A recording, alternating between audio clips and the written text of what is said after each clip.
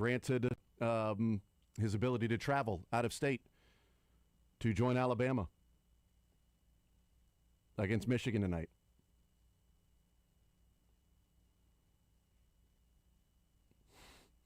Anyway, we may or may not get into that one. We'll see. It is just hilarious, though, right? It's Nate Oates in Alabama, so you knew that was going to happen? Yeah. You knew something was going to take place like that. Something was going to. We'll see if he actually plays tonight, or maybe he joins them today, and then on Sunday, he may have Holloway go out there and face off against the winner of Tennessee and Iowa State. We'll see. I don't think surprised that Bediako's not just going to get a quick little.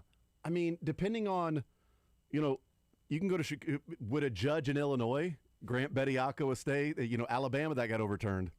So now go to Illinois and get a judge that would agree to Bediako to play for the weekend. You only need it for a weekend, and then you go to Indianapolis, you go to Indiana and get a judge just for that weekend. I'm surprised if you're Alabama, you should have waited because it worked the first, 4 games. They needed him against Missouri, obviously. That was the reason. Clearly. 913-912-4810. We'll talk basketball today, obviously. We will talk some Royals because yes, it is opening day for your Kansas City Royals. A lot of expectations this year. We'll talk about maybe the difference between last year and this year in expectations for what the season can be. I was worried a year ago that the 2025 season would be the season of no fun. And the reason I said that was because 2024 sort of came out of nowhere in that they were so good. They win 86 games. They make the playoffs. They win the wild card. They split with the Yankees in Yankee Stadium. They return home with a couple of games in a 5-game series, tied one apiece. And it's like, wow, they got a chance to go to the American League Championship Series. Are you kidding me here? And then going into last year, the expectations were so high that I thought it was going to be difficult for fans to enjoy the ride to get even to 86 wins, even to what they were a year ago in 2024. I don't feel that way about this team. And maybe it's because I've got higher hopes for this particular. There's no Panic at the Disco for me, Sterling, okay? I've got more of a positive feeling around this team this year than I did a year ago. And so we'll talk about that. I also want to get into at some point today, if the Royals win the division, what are the main things that happened along the way for them to get there? We'll talk about that as to what needs to happen for this Royals team if they're going to win the division or even make the playoffs. But let's look at it from a standpoint of beating out the Tigers and winning the division. Matt Derrick joins us an hour from now. Chiefs Digest 41 is the Mike podcast. We've surpassed 4 weeks now. We are less than 4 weeks away from the first round. So 4 weeks from today, we'll be talking about what the Chiefs did the night before in the first round of the NFL draft. We'll talk with Matt Derrick as it gets closer and closer. Pro days going on. We'll start to see who the Chiefs will be talking to in their top 30 visits. Is there any connection with different players or position groups? We've always had these discussions in the past. We'll see as these things start to come to fruition and which players will be in town facing off or talking with the Chiefs to see who they may or may not draft with their draft picks coming up in April. Mick Schaefer will join us in the noon hour. We've got our Royals ZOUs at 1 o'clock today, so we will get into the zone over-unders for the Royals this season. Added a few more categories to the Royals ZOUs this year than what we had a year ago, so looking forward to that. And again, right here on Sports Radio 810 WHB, the Sweet 16 tonight, St. John's and Duke. Duke almost a touchdown favorite over the Johnnies. 6.5-point spread over St. John's. Michigan, 8.5-point spread over Alabama. UConn, 1.5 over Michigan State, and Iowa State, 3.5 over Tennessee. Last night, the early games were the awesome games. The late games allowed you to go to bed a little bit earlier, unless you wanted to see if there were going to be some fireworks between Arkansas and Arizona. That was me. I waited up to see if there'd be fireworks, and there was not. Houston at times tried to. I meant like fireworks in fisticuffs between Arkansas and Arizona. Oh, well, that too. Pringle tried, and a couple of other of the Arkansas players tried. If I'm Tommy Lloyd, man, I'll be honest, that just pisses me off because now I've got to coach the game, but I also have to coach my players not to get baited into anything because we're up 20. their season's done. We got a game in 2 days. Don't be stupid and do something that's going to cost you a chance to play in an Elite Eight game against Purdue, because Arkansas did not care about whatever happens within the confines of the actual court. Yeah. They were pissed off. They were mad. They were taking out their frustrations on some extracurriculars. And good on Arizona, because they just simply dominated Arkansas last night. It was an absolute dominant performance. It was a dominant performance from Illinois, too. But there was, like on the court, Sterling, like you were talking about, there were some – it looked like it was getting close to maybe an opportunity for some fireworks with Illinois and Houston. But the best 2 games were the first 2 games out of the gates. And the ironic part about last night, Sterling, is of the 8 games that I would have ranked in my watchability or most looking forward to watching, number 8 would have been Purdue and Texas, and it might go down as the best game of the Sweet 16 with, what were there, 17 lead changes and like 11 ties and back and forth in the final minute and a half, a tip in with 0.7 left to win the game, missed free throws for Purdue, a Braden Smith missing a free throw, a dumb foul by one of your veteran players at the end. And one. And I mean, against Swain. I mean, it was a great game, man. The game was phenomenal, and I know people are saying, was that a push-off? I know I'm seeing, I'm like, come on, man, grow up. Yeah. Just the slate of games were phenomenal. Arkansas, again, that's a concern, is if you're not hitting threes, you're going to get dog walk, because you can't guard. Yeah, that was the crazy thing about that. We talked yesterday, like, well, Arkansas is going to hit threes and Arizona's going to dominate in the paint. No, Arizona came out and was like, 3 of 5 from 3, and Arkansas was 1 of 9. Arizona, in the first 10 minutes. What was it? Arizona, they only shot 8 threes. Yeah. Arkansas shot 23. They both made 5. Yeah. I mean, that's 15 over 15 difference. If you told me Arkansas was going to make the same amount of threes as Arizona, I would have said it was going to be a 20-point game for Arizona. And by the way, it wasn't like Arizona was launching them up. It was just that Arkansas could not hit. Right. And it wasn't like Arkansas was turning the ball over a ton. They got some looks. They got some shots. They just can't guard. And when you play that quick and you're not hitting threes, well, Koa Pete was dominating down low. Obviously, we know about Krivas. You can't stop Krivas. This got downhill so quick against Arkansas. Fun game. The over hit with 7. I texted you. Yes, I told you. I said my favorite play is the over in this game. We both had that. Yeah. It hit with 7 minutes left to go in the game, and the over-under was like 165. It was wild. Houston and Illinois was great. Houston tried to make a little comeback. You saw a couple of gasps. Illinois at times almost tried a possession or two, and then they eventually just closed that thing out. Houston they couldn't score. That first half was just atrocious. That set college basketball back 15 years.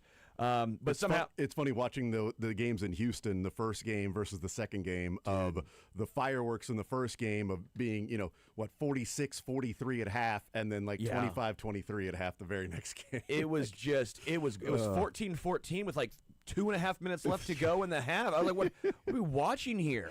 Yeah. Is this 6th grade basketball? It's funny, just the crazy different styles of basketball that you see. Yeah, 24-22 at half. For Illinois. Because Illinois went on a little 7-0 run at one point to make it 21-14. That's right. I will say Iowa, Nebraska. That's I think the big one. God, relatively locally, all the KC kids at Iowa, all the Nebraska fans that are still close to the Kansas City area. I know a lot of people, Nebraska alumni, that went down for that game. I know it sucks you lost, but what a experience to go down to that game and root on a team that you probably never thought you would see. Having never won a March Madness game ever, and you go there, of course, you have to play your rival, and of course, Iowa will never bring up that they only had 4 guys on the floor on one of the biggest possessions of your entire, probably the biggest possession of your college basketball lifespan. But Iowa found a way to get it done. That game, with all the hype surrounding it, somehow exceeded expectations. It was so fun, man. It's different styles of college basketball. What we watched in the Iowa-Nebraska game versus, the Illinois and Houston game.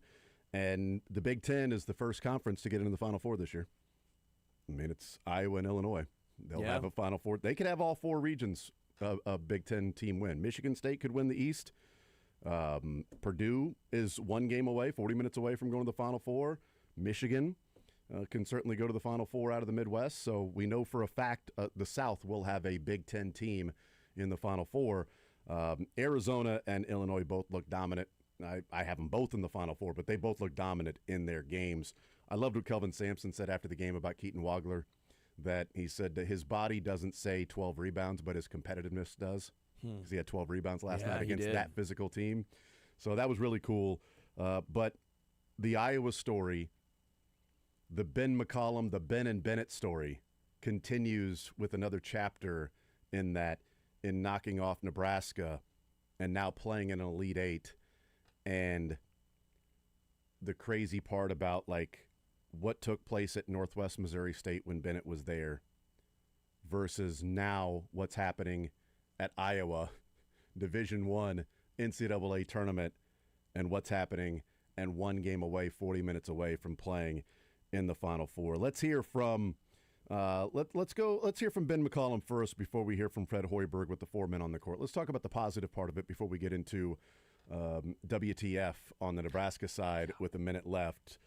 Here's Ben McCollum, and as I said, the Ben and Bennett story adds another chapter. He talks about his connection over the years with Bennett Sturtz. 20 years, it'll be an insane story. A guy that goes from D2 with his coach and then goes to Drake and then goes to University of Iowa and actually makes it further in the tournament in Division I than he did in Division II. Yeah, I mean, obviously there's a close relationship there. I think once we get done with it all, it'll probably grow even more. I think when you're a player coach, sometimes you obviously care for each other and love each other and all that, but you don't get to connect on that kind of level. But it's been a hell of a ride, but it's far from over. Sounds like Ben didn't do much talking last night during the game. Sounds like Ben McCollum was pretty quiet and reserved throughout the game last night. I love Sturtz after. What did he say? He said that we were soft and what did he say? We were horrible or something? Yeah, and as the game started. But, I mean, this dude, it's unbelievable what one player's personality, how he plays the game, can sort of rub off on, like, the rest of the team and have that team follow in his footsteps, because he's as cool, calm, in control of his emotions and his game throughout the entire game. And he rarely makes, like, some bad mistake that it's like, oh, my God, I can't believe he did that. He just simply finds a way to make the right play. Yeah. He has played 120 minutes of basketball so far. He has committed one foul and committed one turnover. I was going to say, that is what surprises me every single time. 0 turnovers last night. Iowa only had 5. If you want to look at a well-coached team, both of the teams, that's what's crazy about the 4 men on the floor at the end. Both of them, like, playing that game last night, you're watching two well-coached teams play basketball going back and forth, and then that happens. But Iowa, clearly well-coached team because they don't turn the ball over. They get themselves some good shots. They got players that play their particular role, and it highlights and emphasizes their roles. When do we have the conversation? I think we're early still. We still need to see Iowa do a little more here. When do we have the conversation that Iowa and Ben McCollum is like Kurt Signetti? When do we have the comp that McCollum is Kurt Signetti, like where no matter where he goes, he wins? I think Iowa needs to maybe make one more tournament. I don't know, man. You're in the Elite Eight, and Indiana's first year they made it to the CFP and lost. Mm-hmm. So, again, Kurt's done it 2 years, and let's be real, last year was ridiculous. Yep. So Iowa needs to do it, and McCollum one more year at Iowa, I think. But what he's done, I think, is very Kurt Signetti-like, taking over a program not necessarily known. I mean, I think when we think of Iowa basketball, you think of women's basketball with right. Caitlin Clark, and he's doing this. At some point, the McCollum and Signetti talk has to really, I think, have some parallels. Well, the only difference is that I didn't see it coming with Kurt Signetti, and I've been telling everybody about how great a coach Ben McCollum is, and it's going to translate to D1, and nobody's going to give him a chance, or nobody has given him a chance, and when somebody finally does, they'll be given the rewards for it, because Division II is freaking good basketball, man, and there's some good coaches. You're not – he's not taking high-level Division I 5-star kids going to Northwest and winning 4 or 5 national titles and going undefeated in a couple of years. 2 different seasons of undefeated. Like, you're not doing that with 5-star kids. You're doing that because you're building the program with peer players on the Division II level, and you just are a better coach than the other guys out there. And you're winning and winning and winning. That's not luck. That's translatable. because then you get better players, and we're seeing that.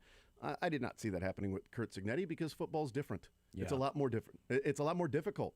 And somehow in 2027 or 2026, on March 27th, 2026, we are talking about Indiana basketball not making the basketball tournament and being sort of an also-ran in their conference, Indiana football winning a national championship, and Nebraska basketball being one of the stories of the basketball side of it, while the football side can't get any footing. I mean, 30 years ago, you would have been laughed out of the room if you said, hey, we're going to have a season where Nebraska basketball is the story over the football team, and Indiana's going to win a national title in football, but their basketball team's not going to be all that good. It's crazy. Again, it goes to show you, I think, how good coaching is and how much it matters. Now, again, I think we're talking outliers here. That's why I think if you're K-State, you're Missouri, KU's next search, I think they're obviously in a different category. But, and maybe I'm wrong, maybe this is stupid. I don't know if you can count on, I don't think you want to put all your eggs in the basket of, you could have had, by the way, you could have had McCollum, and Missouri didn't. Yep. But don't look at those programs like maybe TJ Otzelberger when he immediately turned around Iowa State, or McCollum immediately turned around Iowa. Those to me are a little bit of the outliers. I mean, Jay Lucas did a really good job in Miami, but we got to see it for an extended period of time. Mm-hmm. That's why I think I've seen too many Mizzou fans, and we'll see with K-State, of, well, if it's not good year one, or if it's not good year 2, 3, and 4, if they're just middling, or they're at least just only making the tournament and not making runs, that it's time to move on and try to find that guy. Because trying to find that guy, to me, is incredibly difficult, and you put yourself behind the 8 ball if you miss. Yep. Let's hear from, this is after the game. The question is included here to Fred Hoiberg, and then the follow-up of 1 minute to go, down by 3, Iowa inbounding, Nebraska, 4 men on the floor, results in a 3-point play and 1 because nobody was guarded in the backcourt. So here is, or the front court, I guess. Here is Fred Hoiberg, question included, and then a follow-up on what took place there. About 58 seconds left. They had that deep ball to Alvaro for the bucket. I think there were 4 players on the court. Can you say what happened? I'll address that one, Myron. Put that one on me.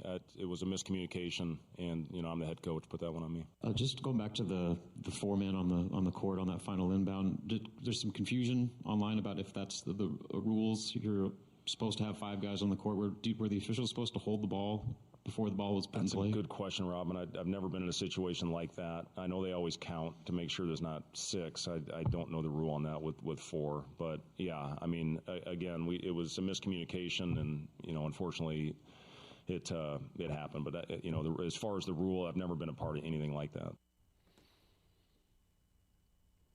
Hoiberg saying, it's on me, it can't happen, and then that was just point blank, period. On me, can't happen, miscommunication or whatever, it's on me. It is ultimately on the head coach. Yeah. But that's also why you have 50,000 assistant coaches there. The head coach is doing a lot of different things. There are some roles for assistant coaches. I guarantee one of them might be, hey, make sure the right people are in the game that are supposed to be in the game, and who knows who's supposed to be in the game. But also the officials part of it. Like, yeah, I mean, the officials can count and know who's on the floor, but I don't think it should be. I'd be pissed if I was Ben McCollum in Iowa. Agreed. If the officials were like, boop, hold on. Fred, hey, coach, you only have 4 on the floor. Hey, get somebody else out here. You need somebody else on the floor. You can play with 4. Yeah. You can't play with 6. It may be the part of the official's job is to count. Well, think of the NFL. If they have 10 on the field, they're not going to say, "Hey, bring on an 11th guy." Good point. But they're counting because count for 12. If they have 12, if you got 6 men on the court and you put the ball in play, it's a technical.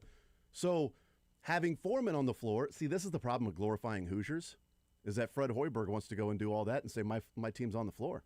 We're just going to go out there and play with it. No, my team's on the floor. Well, that official told him he only had that many players on the floor. The 5th guy for Nebraska looked like he was on the bench. Sideline. He tried to run in.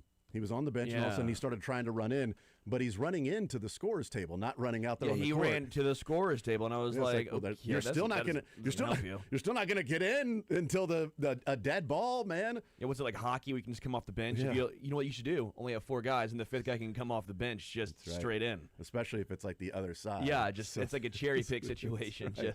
Just runs on the floor and catches it. When I watched it live, I was like, how can you not be the deep man on that one, dude? Yeah, I know. Like, you run up to guard the guy that's, 30 feet from the inbounder, and you leave the guy back at the free throw line alone. And then he turned around, and it looked like Tyrann Mathieu at times, and with the Chiefs. Dan Sorensen. With Tyrann Mathieu with his arms in the air, like, what's going on? That guy turned around, saw that, was like, what the? And sprints and tries to foul him. I mean, yeah, it was a hard foul, too. Hard foul, did what he could. The ball went in, and it's not his fault. I thought it was his fault at the time until they pointed out that they only had 4 guys. And I'm like, oh, yeah, his job was to go and guard that guy. Somebody else was supposed to be back. Or if his job was supposed to be the deep man, and he saw that guy unguarded and he ran up, then it is his fault. By the way, I also love, was it Fulgaris who yammed the ball? I know you think the game's out of reach. I know, 30 seconds left. But, dude, Nebraska hit a couple threes later. Yes. I always say teams get too passive with too much time left on the clock, and then you see guys miss free throws because they get tight. They get nervous. Take the dunk. Take the layup. That's 2 points right there. Yeah. It takes way more. Yeah, they hit a 3. You're down 1, but at least you got the 2. Too many times I think teams get too passive, too conservative, and it screws them. I liked Iowa's ability to, at times they got a little, they ran clock, but they still were aggressive enough to get open looks and take the layups when they presented themselves. And it's not like that cost them the game. Like, it's not D Ford offsides. No. Where, you were leading, you intercepted the ball, the game was over. You were still down 3. Even if you've got 5 guys on the floor, you still have to get a stop. Yeah, 56 seconds left. You need 1 stop defensively, and then you still need a 3 to tie. And then you would still need to get another stop, and then also go into overtime and win. It's just worse out of a timeout. Yes, it's 100%. It's almost the same. Again, different, but I love the football comparisons here. It's the calling a timeout because Chris Jones was lined up offsides, and then after the timeout, he goes up and lines up offsides again. You're like, that's why we call the timeout. Yeah. Nebraska, we have a timeout. We should be able to set up our defense right here, and then you do that. Yeah, and the guys don't know who's supposed to be on the floor. And again, the head coach, it's his responsibility ultimately for the program and for what's happening in the game. But at that level, that's why you have so many different assistants. If that was Rick Pitino, somebody would have been fired on the spot. How many? I think an actual firing would have been on the spot. Fired, like, you're fired. That's your job. How many next year when Iowa Nebraska play?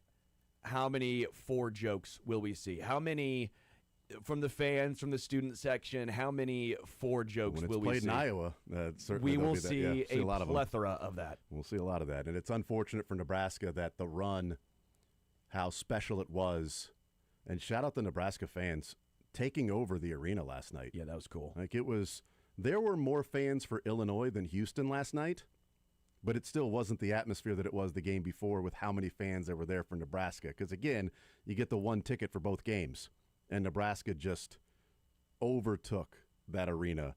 Good for them, and good on Iowa fighting back. Because that game started as rough as it could possibly start for Iowa. Yeah. And it was like, oh, this is Nebraska's night.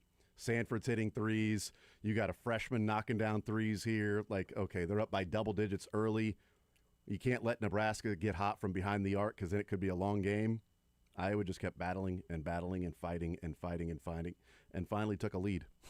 Late in the second half, took the first lead and then just rolled after that. And there was a little bit of a melting down. So I think it's going to be tough today and maybe tomorrow, the next couple days for Nebraska fans to get over last night's game. But I think ultimately, as time passes, you'll remember the first couple of games and how good the overall game was as opposed to the last 2 minutes of the game. Yeah. Because it's rough to think of the last 2 minutes of the game. I don't know if they'll do that or not, maybe, because I can't get over and will never get over Arthur Johnson from the free throw line and Clarence Gilbert from behind the arc against Oklahoma. I can't get over. I'll never get over that. I can't get over many things. Norfolk State. Yep. I can't get over. Well, I'm saying, though, the first 3 games to get to the Elite Eight Oh, were I know. pretty awesome. Was a great run. But I can't get over Arthur Johnson not hitting a free throw and Clarence Gilbert going like 1 of 20 from behind the arc. I can't get over. I'll never get over that. I can't get over Dennis Gage running zone against Princeton. Again, that was only one. I don't care. One I will win. never get over that. Talking about you're on the cusp of going to a Final Four. You're playing a team. And I if know. either one of those, if I Arthur know. Johnson isn't so Shaq from the free throw line and Clarence Gilbert doesn't go Jacob Cruz, I know, I but think Jason, you're in the a Final Four. zone against Princeton. Has The Missouri hell? has Missouri ever been in the Final Four? No. Have they been to the Sweet 16? Yeah. Okay, very good. We'll take it. I rest my case, Your Honor. The defense rests. Erroneous. Why? Because it's detrimental to my case. We'll take a timeout. We'll come back, continue rolling more zone next.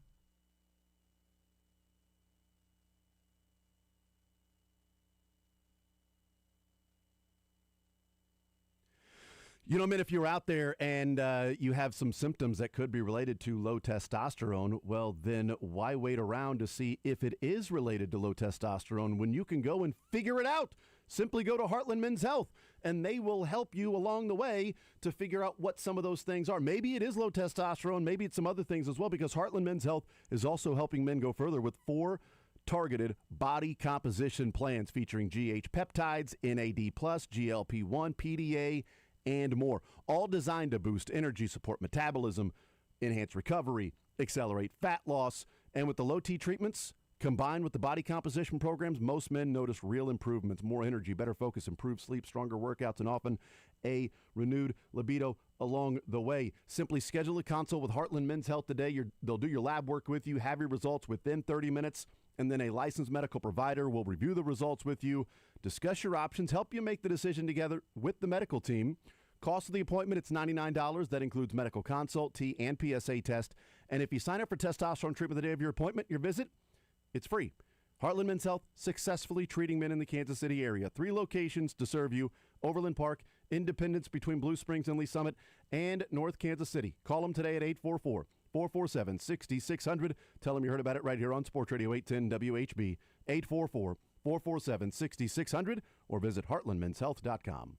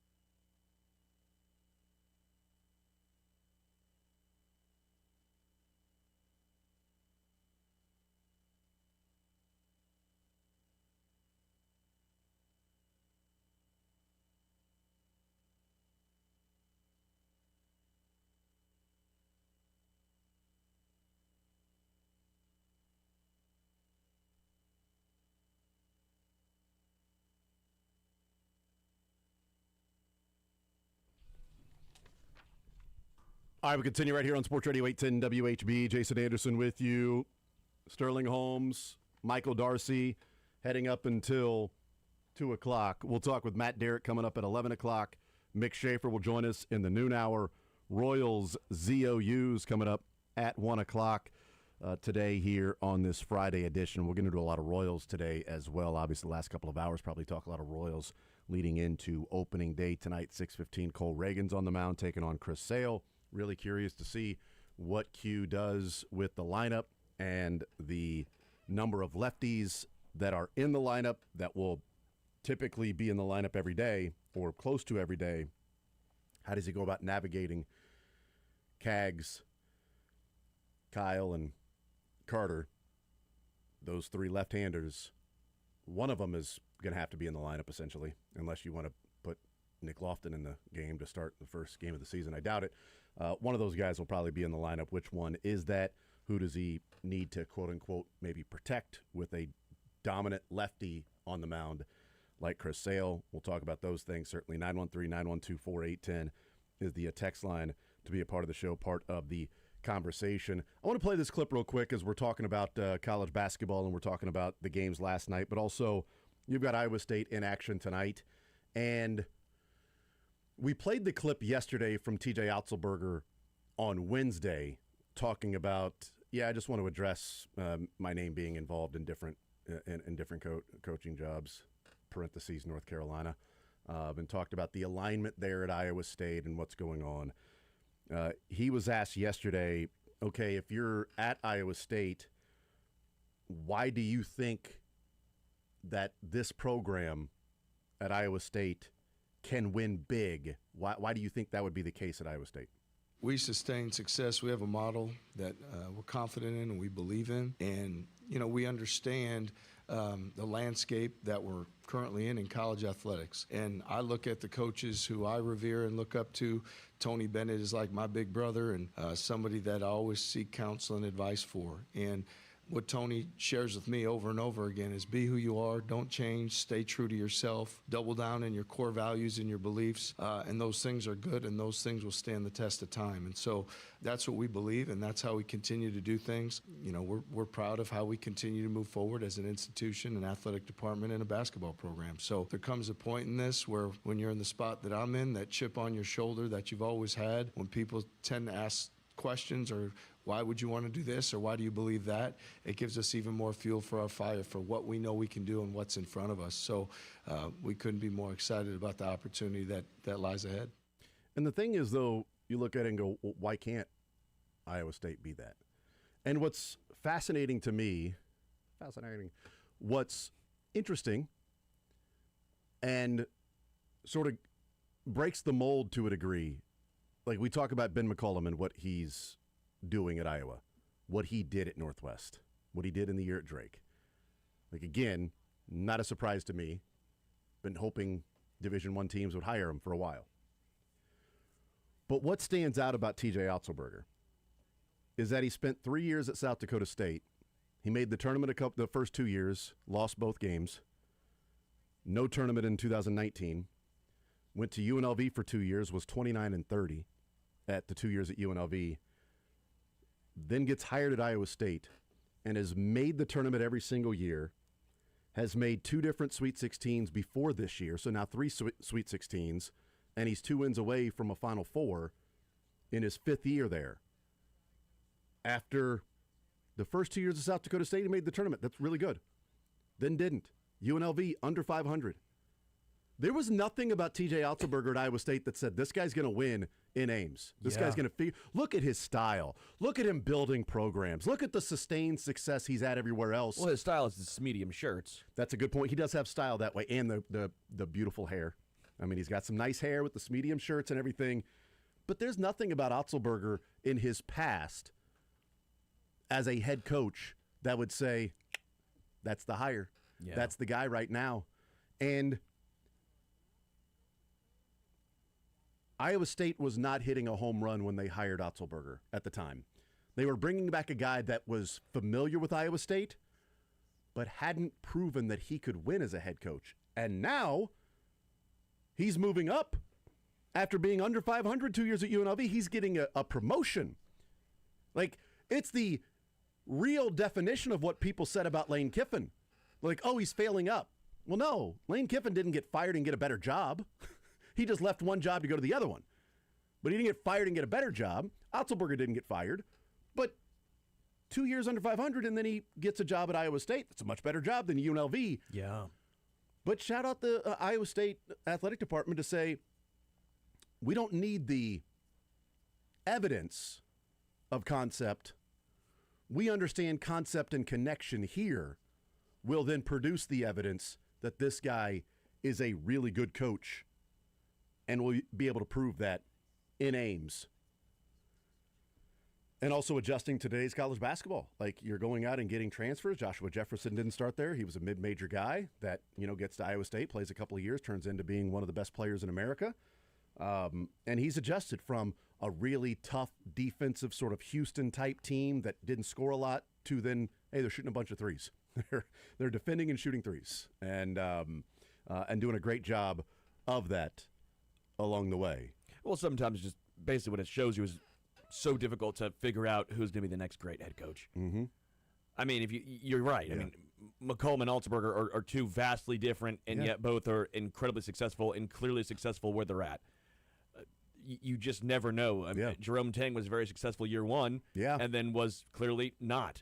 Tommy Lloyd was, an assistant coach at Gonzaga and was largely responsible for all of the international recruits at Gonzaga. Okay, he gets hired at Arizona. Well, that's a huge leap from an assistant coach to Arizona. Yeah. And he's been dynamite. He's been amazing. Jerome Tang wasn't. Yeah. Tommy Lloyd was. It's just crazy the differences of, Shire, just kind of moving over. Hubert Davis. Yeah. I mean, moving over one spot, and all of a sudden, one, you're winning and sustaining it. The other one, you come out, on fire, and then can't sustain that after. Little Jerome Tang-esque. It's why that first year sometimes is almost fool's gold. Can be, yeah. It can be that first year. Again, I think it's different when you take over a brutal program. When you take over a good program, or at least when you have guys, that first year can be a little bit of, oh, those are the other guys' dudes. Yeah. And, okay, you did better than him, but can you sustain it with your own guys? Yeah, this is year 5 for Tommy Lloyd, and it's the 4th time he's been in the second weekend out of the 5 years he's been in Arizona. Not bad. Was not a head coach before that. Gets to Arizona and just immediately starts going and winning in the tournament. Now, this is the farthest he's gone because it was just Sweet 16 3 times and loss, and now he's in the Elite 8 with a great chance to go to the Final Four, and I believe they are heavy favorites tomorrow. I don't know if they're as big of favorites as a couple of games tonight, but let's find out what they are for Saturday. I looked at it this morning and already forgot. 6.5-point favorites over Purdue. Right now, Arizona is, which is the line that Duke is tonight over St. John's, which I think is interesting. Because it feels a little bit like Arizona-Arkansas last night, where it felt like Vegas was saying, no, bet Arkansas. Yeah. Please, no, go bet Arkansas. Oh, it's up to 8.5. Bet Arkansas. Come on, bet. No, put some money on Cal. He's 11-0-1 against the spread as an underdog. Go ahead. Now we're giving you 8.5 points. Come on, bet Arkansas. And a lot of people did. And it does feel like the St. John's Duke, to me, is a little bit of a, come on, bet St. John's. No, this is going to be a close game. Bet St. John's, 6.5. May move up to 7, 7.5. Who knows? Michigan, Alabama's 8.5. I don't know that that's necessarily, hey, bet Alabama, but it's a pretty wide spread for a Sweet 16 game with a 1 versus 4. I mean, it's not like a 1 versus 13 or 12 or something. Like, this is a 1 versus 4, and it's 8.5 points. It's crazy. We'll take a timeout. We'll come back, get you set for tonight's game. Chris Atkins, we'll hear from him. Matt Derrick at 11 o'clock. More Zone next.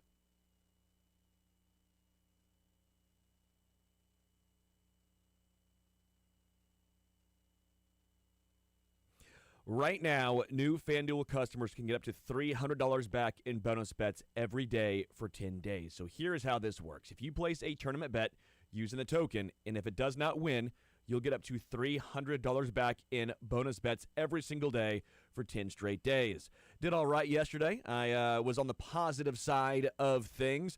Went with Iowa. They won. Sorry, Nebraska fans. I know that's tough. I went with Illinois.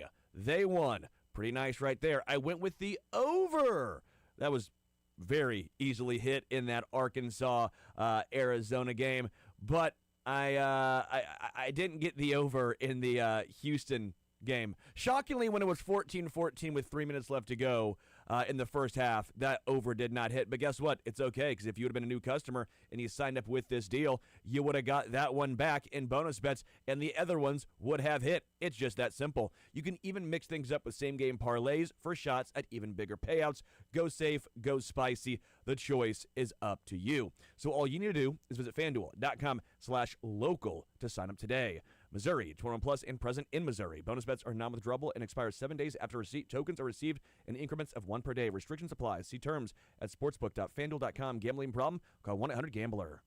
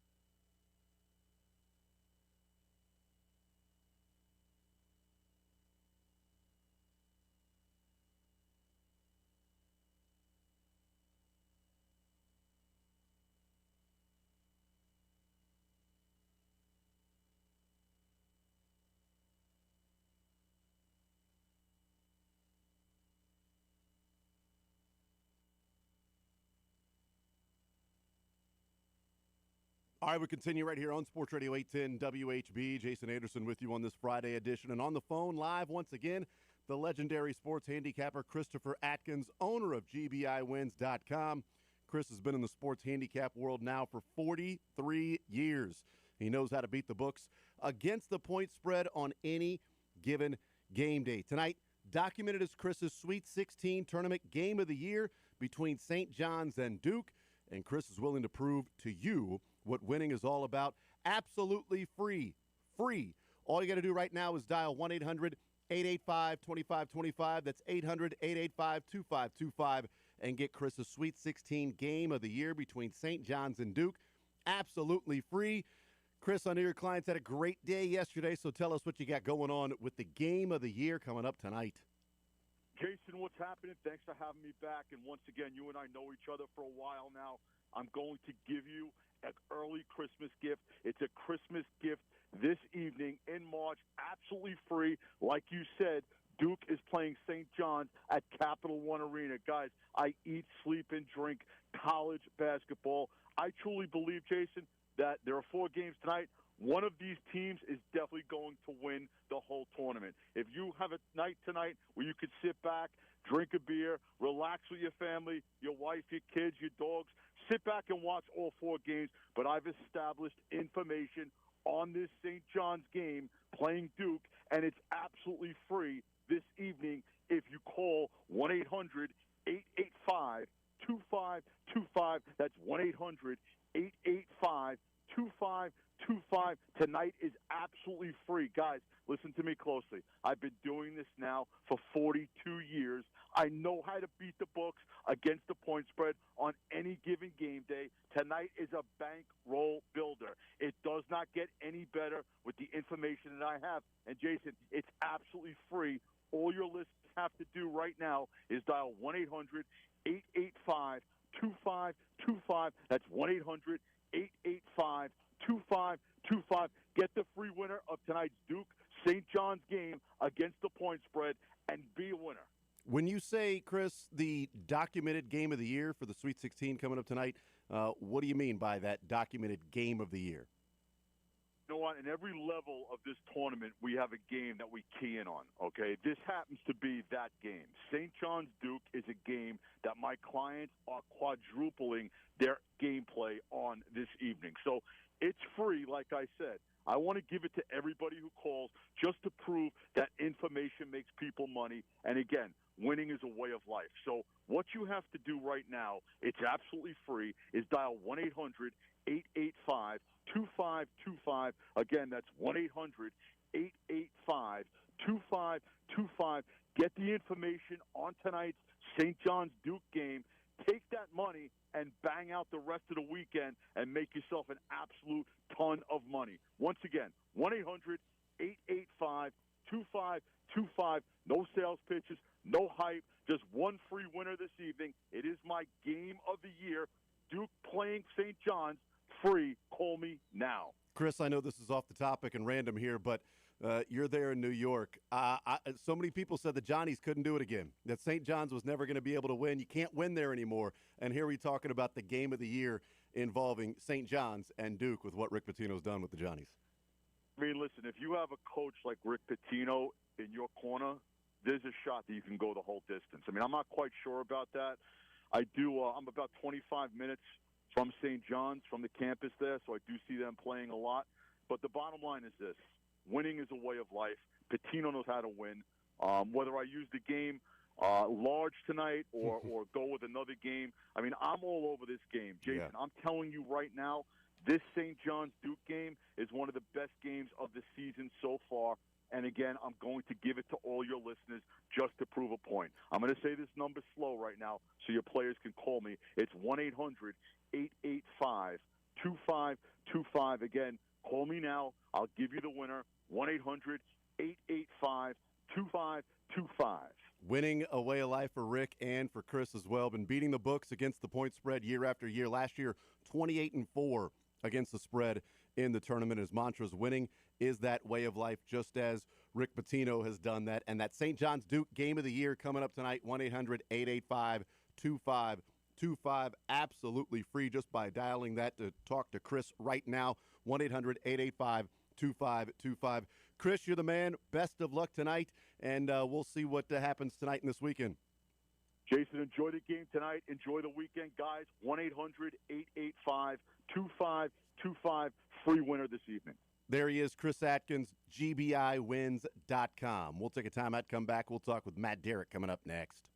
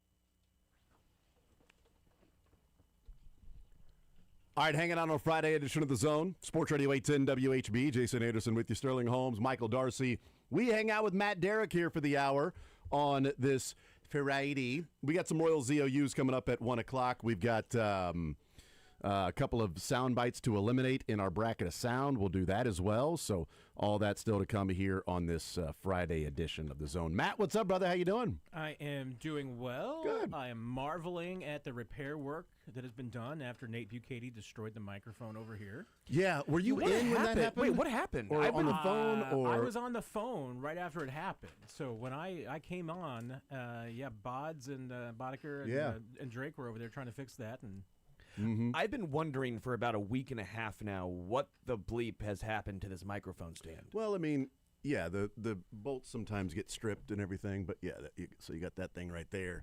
I've just been, it's very hard.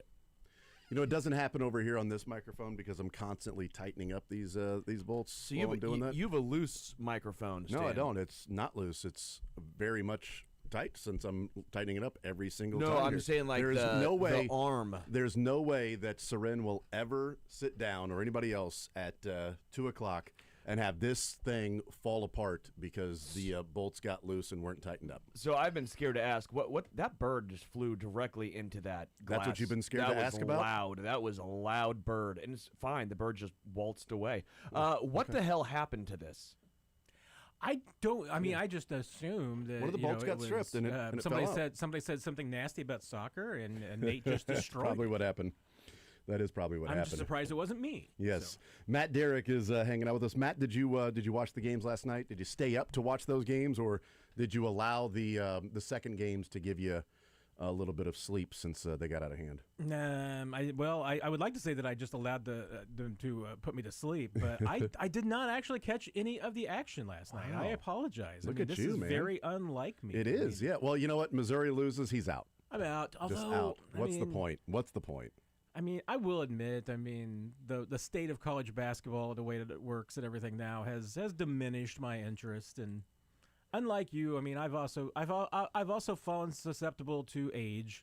Yeah. You know, you hit a certain point, and you know, maybe it's Mizzou that has done it to me. It's Mizzou, dude. Just beating you down over the years. Exactly. It just beats you down to the point where you know you don't feel things anymore. Well, that's like, you know, as a quick aside to that, when Missouri, and I was thinking about this earlier this week, but you brought it up, and I want to touch on it here. The conversation that Dennis Gates had when the bracket came out and his press conference, and he said something along the lines of, well, you know, there's just a lot of negativity around the program and the fans and the history and everything, and you want them to. I'm paraphrasing here, but essentially just saying like, hey, you know, maybe we shouldn't approach everything with like a mindset that, you know, it's not going to go well. That, hey, we've got this thing. And 5 downs, Dennis, 5 downs. But point being, it's hard to say that and then go and lose in the first round when you're in St. Louis. It's hard to say that after last year you lost to an 11 seed. Like if you're a coach saying, well, you know, this fan base is too negative about things and they have too much of a pessimistic attitude about things that are going to happen, and then you contribute to that over the last 2 years. Like it's one thing if you made a Final Four and you're like, see, this fan base has been, hopefully this now will get them rolling again. You know, Chiefs fans, they were pessimistic about, Arrowhead, they're going to lose. Somehow they're going to, Colts, here you go again, they're going to lose in the playoffs. You know who changed that? Patrick Mahomes changed that. You know who's not changing that narrative at Mizzou? Dennis Gates. Prove it, Dennis, because every year at Missouri, what they do is, by the end of the year, my heart is ripped out. I'm on my deathbed. I'm laying there, heartless. I don't think and you then are. they say, we'll sew him up for next year. We're going to get Crow and a great Bryant, recruiting class. Cronister. Patch him up. We're going to get a great recruiting class, and Eli's going to win 10 games. All right, I guess put my heart back in, sew it back up, and I'm sitting here going, all right, I'm ready to get hurt again. Let's go, guys. I have amnesia. I forget everything that happened about the past. Let's go, boys. All that sounds cool, except for no way last Friday had your heart ripped out. They ripped it out. There's no way. It was ripped out. You didn't have your heart in it to I be had able to have it ripped out. hardly any anesthesia. I was in immense pain, and then all of a sudden they go, but Sterling, Sterling, Hey, here's we have Crow. We have a good recruiting class coming in. And I go, all right, Dennis, Back hurt in. me He's again. back. Yes. And then Dennis can go, I don't understand why this fan base is so pessimistic. We're very excited about losing in the first round. Again. Yeah, I have no idea, Dennis. All I why know would is you be so pain. pessimistic? I'll admit most of my apathy also probably stems from the fact that right now on the ESPN brackets, I am in the 31st percentile. Hey, you know what? Could be worse. Take that, bottom 30. I mean, that tells 69% of the people are doing better than I am. Well, Nice. yeah, So, that's yeah, that's who do you nice. have in your Final Four? Well, see, that's my only saving grace. Hey, 95 Because- percentile. Or 95% right here. Oh, how about wow. that? We know ball. Ooh. And a shocker that Sterling would let you know that. If he was in I the just 30th looked it up. I did not think I was would've- doing very good. I would have exchanged a high five, but I have a sore shoulder, so I only have so many high fives in me today. and you've already given one I already gave one before the so hour we can- started we with can do Sterling. that, But see, yeah, so, a little fist bump. There you go. You could do the fist bump, but yeah, I have Duke, so that's my only saving grace. And because once they lose tonight, then it's going to be like, well, what's the point at that? they're not losing tonight. I mean, I've got St. John, so I'm kind of rooting for them to lose. Yeah, I've only got two things to hang my hat on my bracket right now, and that would be Duke wins it all, and Iowa State makes the Final Four, because those were two of my big hot takes in the bracket. So Yeah. Okay. We'll see. those are my outliers, I guess. Yeah, I have all four of the Final Four teams remaining. I don't know where I am in the Houston, bracket standing. Houston took I'm not me sure. out, so Yeah, I've got Illinois, Michigan State, Zona, and Iowa State in my Final Four. So I still could end up with 0, but I feel good about Illinois and Arizona on Saturday. But we'll see. Iowa has just continued to find ways to win games and knock other teams, Final Four teams out, at least a lot that had Florida. So, yeah, we'll see. Arizona looks dominant. And tonight could be UConn versus Duke, and I've got St. John's versus Michigan State. So we'll see. I am in the 89th percentile. So there you go. dang, I'm just hanging with two legends right now and two Yeah. goats. Right. Sorry, I thought you knew ball. Don't know college ball. What about solo ball? He'll be playing tonight. You know him. UConn. Hopefully he loses tonight. Let's go, Izzo. Hopefully. Hey, let's go. Yeah, you got Michigan State? Yeah, we're big Spartans on this show today. But you've got today. Florida playing in the national title, though, right? They do. I still have. It's going to be a rough one for That's you. gonna hurt. Yeah. According to my projections, though, I'm still 14% chance to win. Really? I need to see Where do you the see path that would have to Where do you take. see the percentage chance to win? My fraternity league. Oh. Oh. Yeah. That's fine. No one cares. It's like my dreams. No one cares. Let's move Yeah. on. Let's talk Chiefs. I Yes. care, but I'm just trying to think about how bad that the guys in your fraternity must be. No, everyone has Duke. I have Arizona winning. So all that it comes down to is if Arizona See, wins. there you go. So everybody's got Duke. Most have Duke. You got Arizona, and you had Florida, so you already lost in that one. It's funny, the teams that are all leading there, it's like so many. It's like Arizona, Duke, Arizona, Michigan. 8 more Arizonas, Michigan. There is a Purdue there. Hey, so I hate what the Chiefs have done at edge right now, and I'm petrified. They haven't done Like, anything at edge. Yeah, they That's haven't my done anything. point. I'm Yeah. petrified. First, I was Yeah. afraid. I was petrified. That was last year's edge class, and now I'm just. So essentially, it's wide open if Arizona doesn't win it. But if Duke also loses tonight, then a lot. I mean, if Arizona loses to Purdue and Duke doesn't, My bracket's going to win- look a lot better if Duke wins it all. Okay, Yes, well, if that's your right. bracket's busted, you're Maybe. somehow still better than the Chiefs' defensive line. maybe. Yep. You like yeah. George Karlaftis? I like him. You like But Ashton Gelati? I think he is a Mike Dana, which is totally fine on a rookie contract. Mm-hmm. Do you like FAU being the starting edge right now? On the other side, do you like that? Kirk Cousins, do you like that? That would probably not be your first choice as a starting edge. It wouldn't be my fifth choice. Probably. I think you'd prefer to have other play guys there. Yeah, I mean, you'd like to have. If you're going to have Felix, I mean, he's a rotational piece. Oh, is he? Has he shown that? Hopefully, he can be. That's his upside is rotational piece. How long do you have before the upside no longer becomes upside and becomes who you are? Here's the Felix is an odd one, and I do find myself giving him a little bit of the benefit of the doubt and not completely throwing the baby out with the bathwater quite yet. Although I could absolutely see, and I do say, I mean, I've said this for now a little over a year, that I mean, if Felix probably does and could benefit from a change of scenery. I think this was always going to be a tough place for him. It's become a tougher place for him. I think there's definitely pressure on trying to succeed in Kansas City in front of all his family and his friends. I think that's hard. And honestly, I don't think that he was necessarily ever incredibly well fit for this defensive scheme. I mean, I think it was the Chiefs were in a tough spot in that draft. I don't know that Brett Veach really had a lot of other options. I know somebody's going to say draft somebody else, but tell you what, I mean, wasn't like you look at that draft and you're like, okay, well, they should have taken this guy instead. And then when you think about who the Chiefs were interested in and what their needs were, I've believed this for a long time. I mean, I've believed that, you know, very easily the two best players on their board at that point in the draft could have been Felix Anudike-Uzomah and Rashee Rice. And there's just simply no way that with the red flags that Rashee Rice had that you're taking him in the first round. Because let me ask you this: if you flip those picks, are we as frustrated with that draft? If it's Rashee Rice late first round, you're probably still frustrated in a different way. But I would say though, like Rashee Rice, the off the field stuff is an issue, and what happened this last year, the last part of the season, is an issue certainly.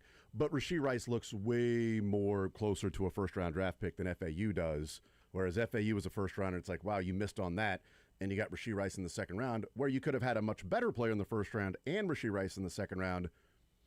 It's a sunk cost. The picks are the picks. If you flip them to Rashee Rice in the first round and FAU in the second round, I think that would still be a disappointment. I think it would be lesser than, because like, well, FAU hasn't worked out. But defensive ends in the second round, it's hard to find a dominant one like that. Even in the first round, it's hard to do that, but it's still labeled first-round draft pick FAU. I just think, too, and also I think edge was clearly the spot we were all talking edge, right? So I think if we're sticking in this category, you look at least the guys who were drafted around FAU to see, oh, well, then who did they miss on? 26 was Mozzie Smith. That was the whole thought. Were they going to trade up for him? Yeah. He's been brutal. And he's on a second team already. Miles Murphy went 28. Brian Breesy, defensive tackle, went 29. Nolan Smith was the kind of outside linebacker. He went, obviously, one pick before. Just Derek Cole at 37. Does that seem like he's had a phenomenal career? What about Isaiah Foskey, defensive end he went 40. What about Keon White at 46? Yeah. Again, I'm just saying if you're only speaking defensive end, the guys that you have to get all the way down to pick 54, outside linebacker, Tui Tuipulotu for the Chargers. You get to 54 before you get a pass rush, and you go, okay, he was solid. Yeah. And let's face it, I mean, this is the other part of the conversation is that you say, 3-4 linebacker. Hey, honestly, Felix probably should be a 3-4 linebacker. Agreed. He's a little undersized. He's definitely, thin. He's not as big as a Chiefs typical and a typical Steve Spagnuolo defensive end. So there's a lot of things there. The other part, and the other reason why I do and am willing to give Felix a little bit of the benefit of the doubt and say maybe there's still something in him is that he just turned 24. Yeah. He was extremely young. He was very raw, still very raw. And, end is definitely one of those positions that if you're not one of those guys that just, and let's face it, there's very few defensive ends that just come out of the box that are studs from the very beginning. Agreed. Agreed. There's very few. Even we've talked about Aiden Hutchinson. Honestly, if you look at Aiden Hutchinson and George Karlaftis and their production, at times has not been that far off. It just tells you that sometimes it does take a little bit before guys become really big studs. And we've seen even like the Max Crosbys of the world and Daniel Hunters and Trey Hendricksons. It's until year 3 or 4 in the league before you kind of establish yourself. And then you throw in that Felix had the injury last year, so he hasn't had his year 3 yet. His year 3 is going to be at age 24 coming off an injury. It's not great for him, but hey, there's still room for him to climb. I just think that it's probably his best success is going to be in a different defense than the one he's currently playing in.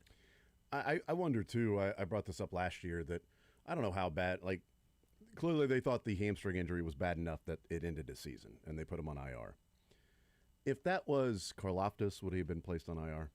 Or would they have said, or designated to return, if it was that bad, but not a season ender to where this guy's ultimately done? I wonder how much it was it's an injury.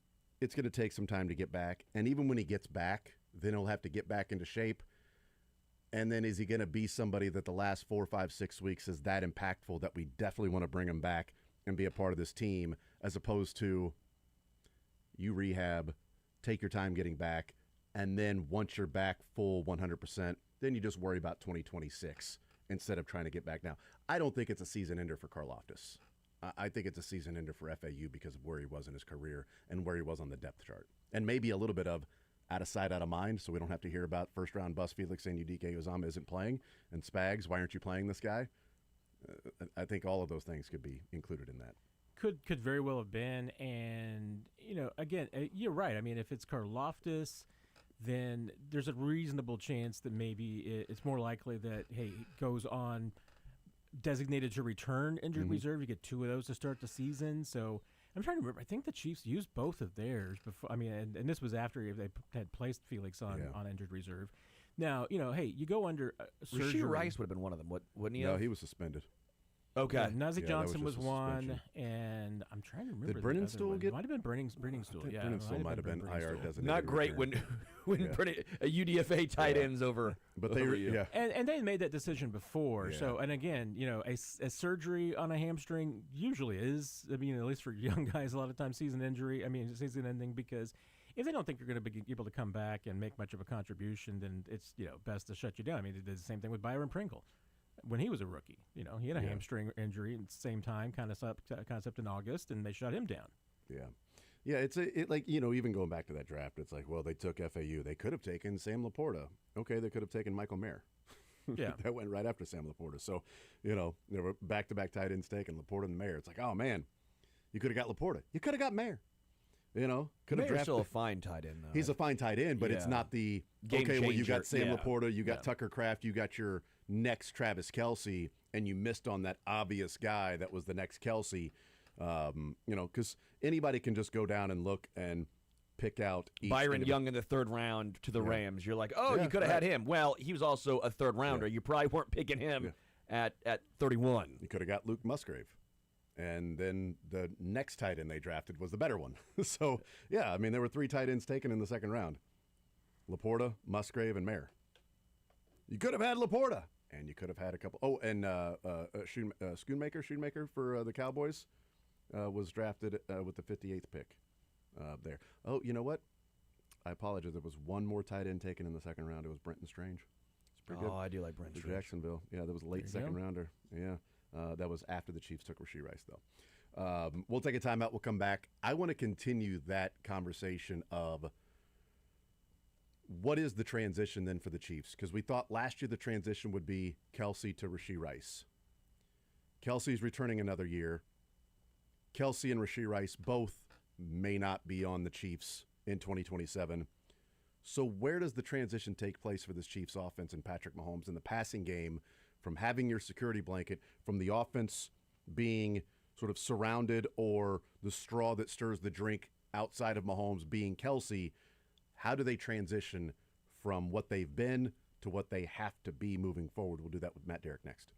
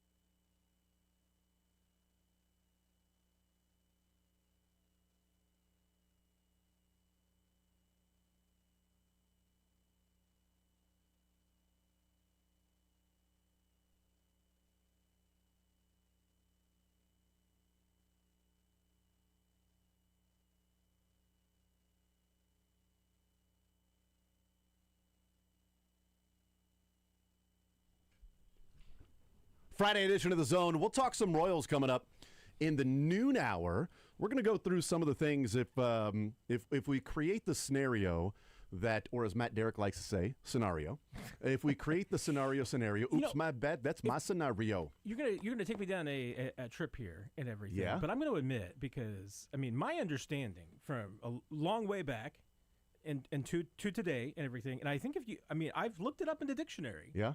I believe that at least in the Merriam-Webster dictionary, the preferred pronunciation of this word in the English language, I know it's not English, but is bona fides. I know you're bona fides. I like saying bona fides just for the S's and G's of it. But people say bona fides. It just makes me want to punch them. Well, that's because of your bona fides and of your past. Yeah. I mean, No, it is. I've always pronounced. I always think it's bona fides. I just like to say, kind of like when people say, "Got to give them their cadoos." That's just, Well, you said scenario. I think Bobby Brown could get this. That's my scenario. Nope, that's not what it is. It's my scenario. From an actual song of that's my scenario. My scenario. Oops, my bad. That's my scenario. No, I can't. And I'm going to stop singing that right now because the next line isn't great. But we'll talk about if we create the scenario of the Royals winning the division at noon. We'll talk about what happened along the way for this team to get there. What took place as to, wow, they won the division because A, B, and C. We'll do that coming up at noon. Matt, we are all under the impression, except for Seren, that this is Travis Kelce's last year. Yesterday they played It Can Only Be One, or There Can Only Be One. They played Highlander, let's be honest. I do appreciate the segment because it's cool because you go on record of like, here's the answer. And they went around the room and it was 20, what's the last year for Travis Kelce in the NFL? And everybody had 2026. Seren had 2027. Does that mean, but is he being because of the playoffs? No. It was the last. No. There could be a little. Not the last date. It was the last year. So he had him playing a couple more years. Now, if I misunderstood, or Seren, who wasn't here because he's with his doing the fantasy league thing, and it was just, hey, this is my answer, and maybe he meant. Yeah, let it be known that I could be the smart one here that thinks that he's trying to say I don't think they're playing in the playoffs. No, I don't think he's doing that. That's not how they play the game. I don't think he wouldn't go the fact or fiction like you. Just know that I'm a sneaky dude. What season? 26 season, 27 season. What's his last season in the NFL? So, all of that to be said that, most everybody sort of is in agreement that this is the final year. Although I have brought up, Matt, that if Travis Kelce, who looked like an absolute broken man at the end of the season, if we are to believe that he said, no, I made a decision during the season. I was going to return. I was going to return during the season. And right after this season was over, going to Patrick Mahomes and Chris Jones and saying, how do we make sure this doesn't happen next year? If he went through that bad of a year and was like, yeah, my career's not over, then who's to say that he's definitely 100% going to be done at the end of this year? Contract-wise, all of those things. But, so let's talk about it from this standpoint, Matt. Assuming this is his last year. We've had this conversation about Kelce's career is close to being over. Kelce's career, maybe a year, maybe 2 years. How did the Chiefs transition? 2024, didn't we think it was going to be Rashee Rice? Because they were just volume Rashee Rice. Leading the league in receptions the first 3 weeks. Yards, just feed Rashee Rice. And then the injury. Then the suspension. Then the questionable play as the season started to struggle. I don't think the Chiefs can go into the season saying, oh, we're going to transition from Travis to Rashee Rice. What is the transition in your mind then? Is it a draft pick that maybe 29 or 40 or 74 is a tight end?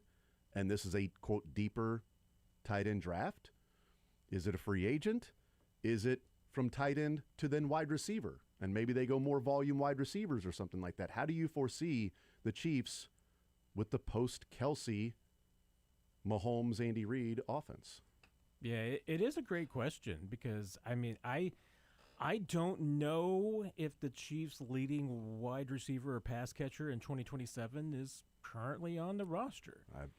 Yeah. It's entirely possible. If it's a free agent, it's going to be like a 2027 free agent, which, even then I'm skeptical of, because as I've always said, I mean, I just any player's first year in an Andy Reid system is tough, and honestly, they've had two rookies the last few years who have defied that. Yeah. I mean, Rasheed Rice and Xavier Ward, these rookie seasons were well above expectations. Nicole Hardman's rookie season was the best season of his career. Has it gotten easier then? Has he?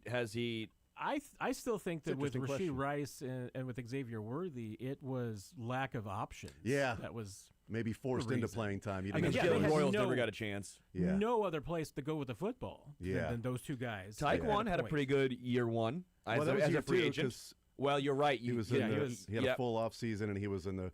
McCole Hardman's best year was probably his rookie year, but that's mainly because he just had the volume of touchdowns Yeah. that I mean, rookie year. But it was still pretty good his rookie year as the third or fourth option on the team. I mean, Tyreek had 560 Yeah. yards, and that was at the time I think the fifth best rookie season that a Andy Reid rookie had ever had. And again, you go back and you look at the free agents. I mean, I think the only free agent that in the first year with Andy Reid that you could say was a significant impact at receiver was probably T.O. I mean, and that's Sammy that's a Watkins, Hall maybe? of Famer. I mean, Well, I was going to say Jeremy Maclin. Yeah, Macklin too. well, but I mean, Macklin. I mean, that was But see, his first year in Andy Reid really was as a rookie in Philadelphia. That's a good point. So, yeah. I was touche. confused. I love these caveats and all these No, that's a good. I was thinking Jeremy Maclin with the Chiefs, but I you're was right. too. Yeah, that's a good point, man. So I mean, that's the thing is that it's really hard to find that. So if it's going to be a 2027 free agent, I mean, it might have to be like one of three guys. Yeah. And again, those three guys probably don't usually reach free agency. Yeah. Is it a rookie? Could it be somebody that they drafted this year? Yeah, I mean, it could be year Could be. two of somebody that they draft. If they draft him at number 9, then you would hope I mean, it's that guy. and that's the thing. I mean, I can absolutely paint a scenario where the Chiefs take a wide receiver at 9. There's, Yeah. I mean, that's a plausible scenario. So Yeah. that's possible. Probably less than 10% on my board would be a trade. For a wide Probably, receiver. whether it was a trade this year or next year, but and this year, I mean, it could even happen. I mean, draft would be the time that trades like that happen. So, Do you have a player that you in mind, or is this just No, hypothetical? More hypothetical than anything else. I mean, I know there's been some names bantered about wide receiver wise that might become available, but some of those I don't think they'd be good fits for the Chiefs. To whether or not they really be willing to give up the compensation this Talking year. about like Marvin Harrison Jr.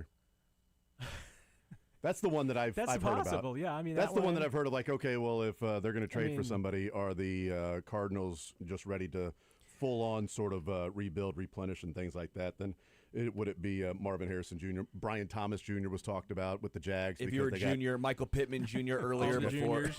Malik Neighbors Jr. I could- think Brian Thomas would be very fascinating because I think he fits very well.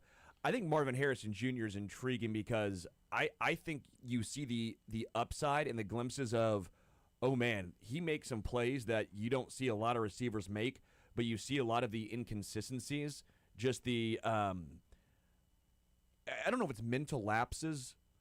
Maybe when because I don't think it's not that he doesn't work hard. I don't think it's he has a number of he suffered drops. The drop passes at the first half of the season last year were pretty bad. But it's not like he's not running routes or he's taking Right. routes off. Well, I It's- mean, they picked him 23rd, and they still found it necessary to go and give up draft picks and a contract to Jacoby Myers, even with Brian Thomas and the amazing rookie year that he had.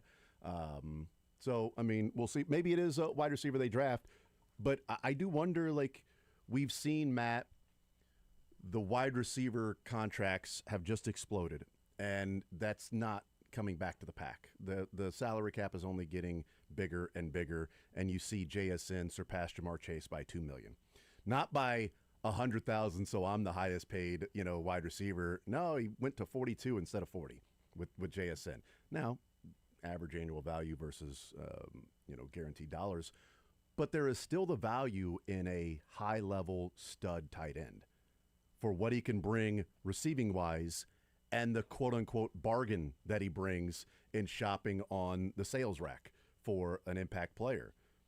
Do the Chiefs, having recognized that with Travis Kelce and able to have high level paid receiver and high level paid tight end as opposed to Jamar Chase and the second receiver in Cincinnati? T. Higgins. T. Higgins. Chase and T. Higgins. Well, can you pay both of those guys like number one wide receivers, or can you pay a number one wide receiver and a number one tight end? It's a little different. Should they go the route of saying, no, let's find an impactful tight end because we'll be saving $10 million on even what a second receiver would cost? Yeah, and to me, I mean, again, there's a couple of things as far as putting together the puzzle that either makes things easier, makes things more difficult. On the one side, if you look at this, is that, hey, 2026 is going to be Travis Kelce's last year.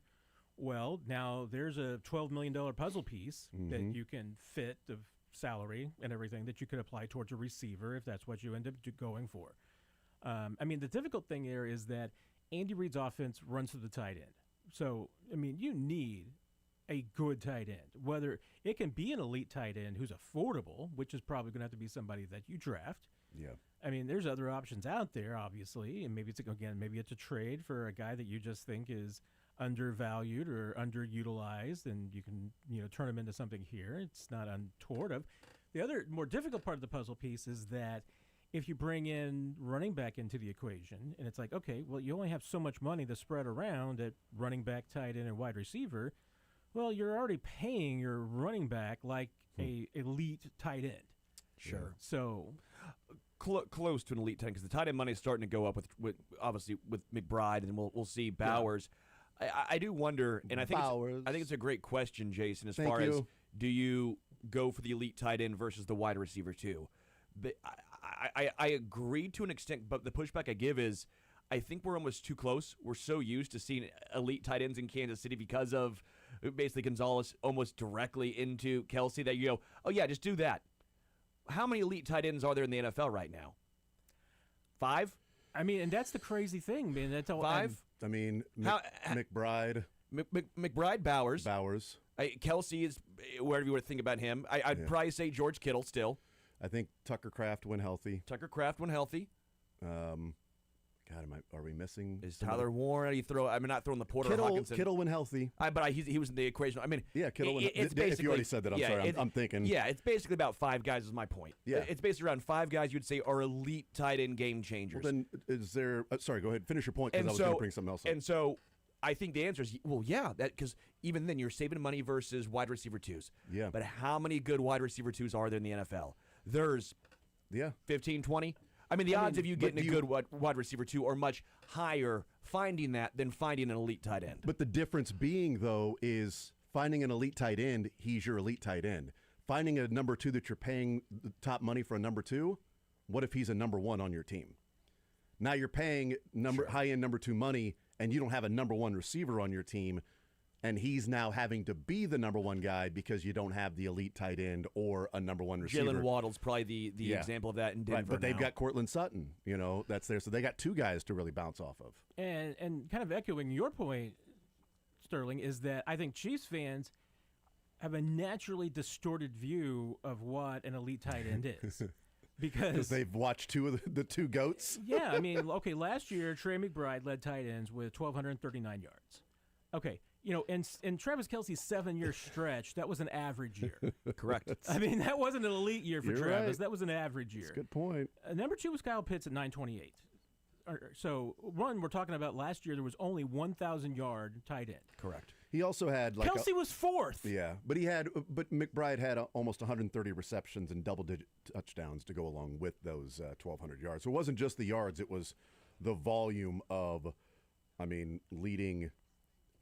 Close to leading all players. He was phenomenal. There's no denying McBride. And Bowers was injured. But that also goes to why Kelce was so valuable, because Kelce never missed any games. Wasn't missing games, and so he's missed 1 game? He hasn't rested since the microfracture. I think Chiefs fans, to an extent, myself included, this is not just I'm telling you how to fan and you're wrong. Tell people how to fan, Sterling. I'm sick and tired of you saying you don't tell people how to fan.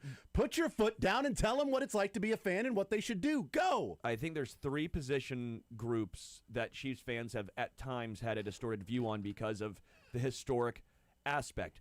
I think, obviously, tight end. I think running back with the early 2000s and the dominance of Priest and Larry. To Jamal. To Jamal. You can go to Marcus. Marcus Allen, you can throw him in just the Chiefs have had Greg Hill. They've had so many great guys that, even if CEH's rookie year was really good, and we still said that's buns. Yeah. Like, we were still complaining. I think offensive line's the other one, because we still remember how good the 2003-ish offensive line was, that even when you look at last year, they were good. People are going, you got to protect Patrick. You got to get these left and right tackles. They have so many resources stuck in there. I think you look around the NFL, almost everyone would say it's a top 7, maybe top 5 O-line, and we still think it's not good enough. Now, maybe we also undervalue wide receivers, because historically speaking, the Chiefs have not had the best wide receivers in the NFL. We talk about Sammy Watkins. He went, the most yards as a Chief was 600 yards. And we're like, he's a great wide receiver too. Yeah, when healthy, but the point remains. I think it's funny when you look historically speaking, the positional viewpoints that Chiefs fans and media maybe have are just vastly different than the rest of the NFL. Let me approach it this way then, because I've become more and more okay with this scenario in the draft. Whoever you think is the number 1 wide receiver. So I'll put a placeholder and say the consensus seems to be Carnell Tate. He's not my number 1, but that's the consensus. Some people go Mekhi Lemon. I saw, was it Todd McShay that had Boston as his number 1 receiver? That's the first I've seen that. Everybody's got their different opinions going into it, but Jordan Tyson, I like him over Carnell Tate. Mekhi Lemon's up there. So whoever you think is your number 1 receiver in this draft at number 9, taking that guy, or trading back middle first round, picking up a 3rd rounder and getting Sadiq as a tight end. What's the better result for this team? A number 9 wide receiver that there isn't a consensus it's Marvin Harrison or it's Malik Neighbors, and any other year the other guy could be number 1, a Jamar Chase, players that are okay, no brainer, this guy's coming out, he's next year's Jeremiah Smith. Unfortunately that guy's not there in this draft. He wouldn't be there at number 9 anyway.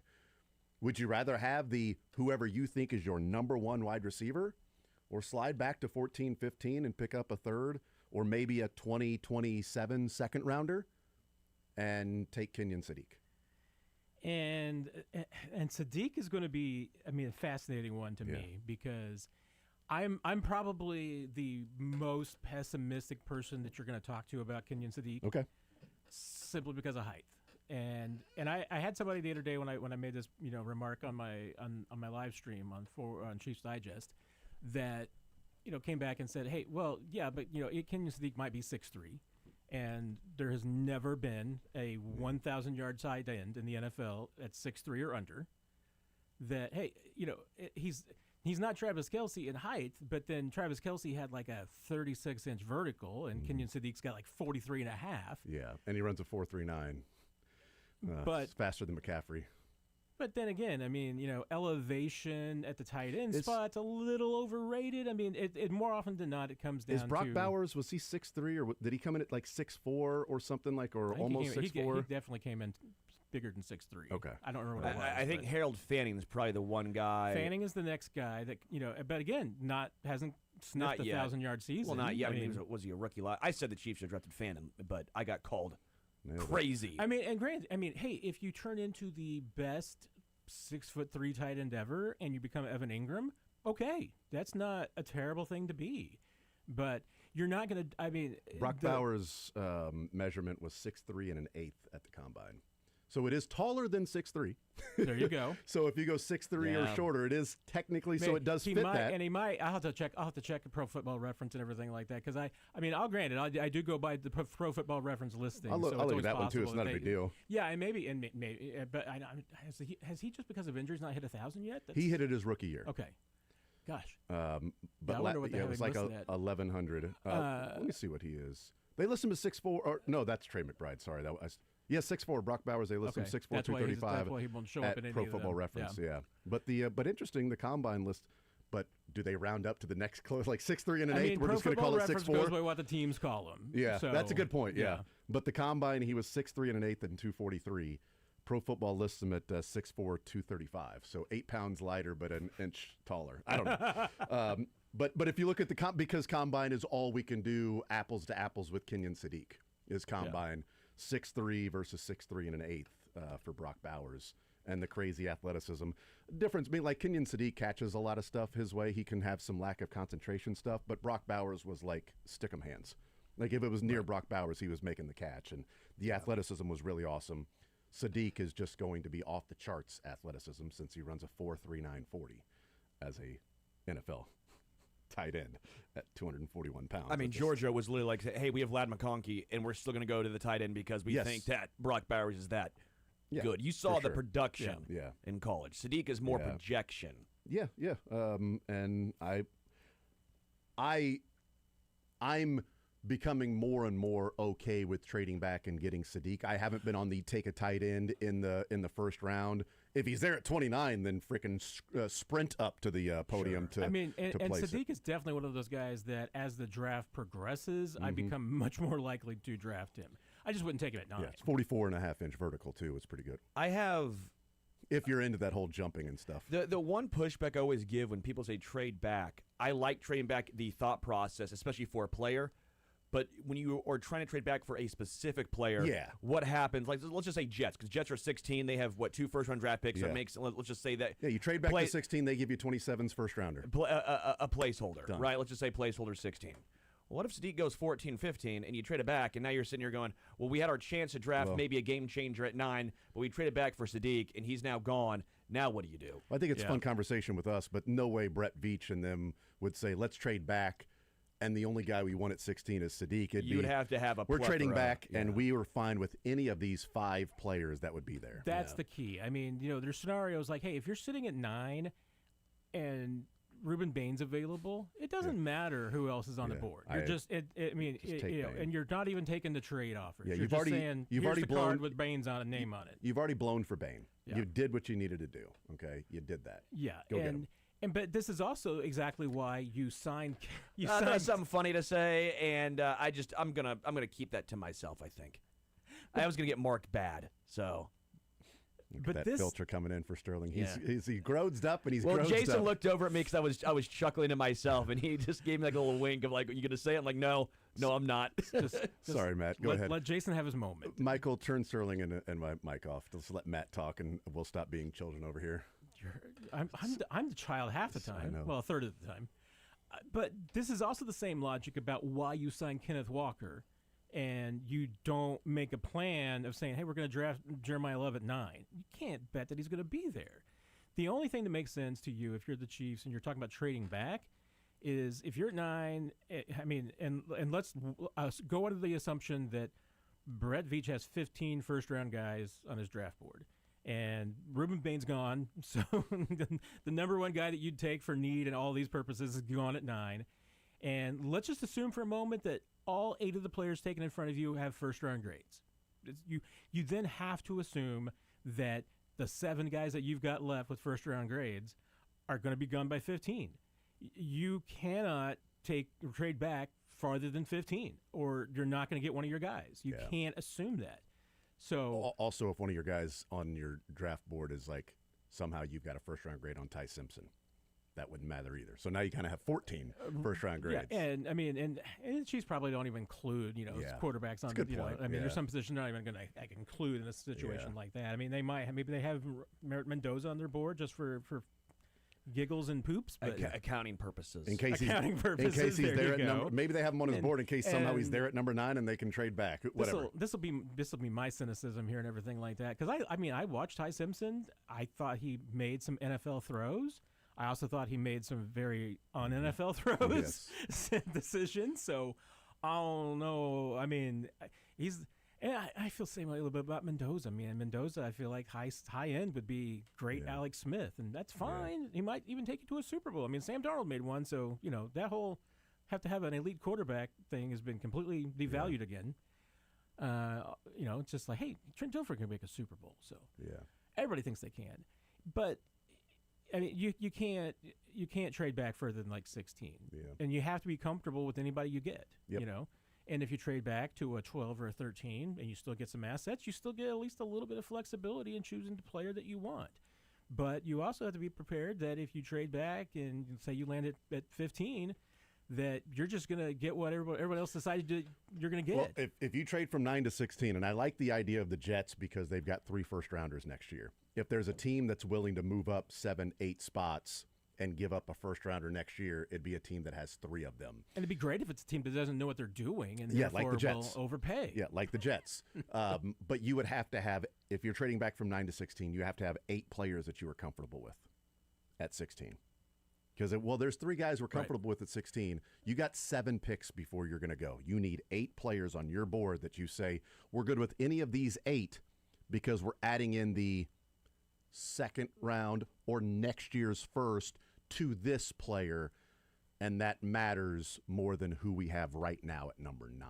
Unless, of course, it's Bain, then I'm not taking phone calls. Unless somebody wants to be really stupid. And, okay, Cleveland, we'll trade with you, Myles Garrett, and you take all the money, and we'll give you 9, I guess, if you want to go that route. Exactly. But I take, I'll take Ruben Bain. But they may not view Ruben Bain the same way I do, or some other people do. They may view him as good player, not good enough to pass up a 2027 first-round draft pick to move back 7 spots and to have 2 first-rounders next year in what is considered a better draft. I mean, I'll be honest. I mean, I could be proven wrong. I don't. If Ruben Bain's available at 9, I don't think you could nuke Chiefs off that spot. I mean, hope so. I think they're taking. I mean, good it is with it. too big of a need. It's a player that is just absolutely acing the offseason. It's not even just his workouts and everything. I mean, the combine was good, pro day was good, but his interviews. I mean, the NFL people. I think there's a serious fear now that he's just going to be gone before 5. I mean, it's. Yeah. He might be really gone. And besides arm length, I mean, there's Spags will look at the player, how he plays, and have hearts in his eyes. He slides down to play defensive tackle. He punishes guards. He can move outside to play out, on the outside shoulder of a tackle. He could play inside the tackle between the guard. He played 3 technique from time to time. I mean, they put him right over the center. Like Spags is looking at. He can play anywhere. Spags is. I mean, he can play running back if need be. Who knows? We'll take a timeout. We'll come back. Continue rolling more zone next.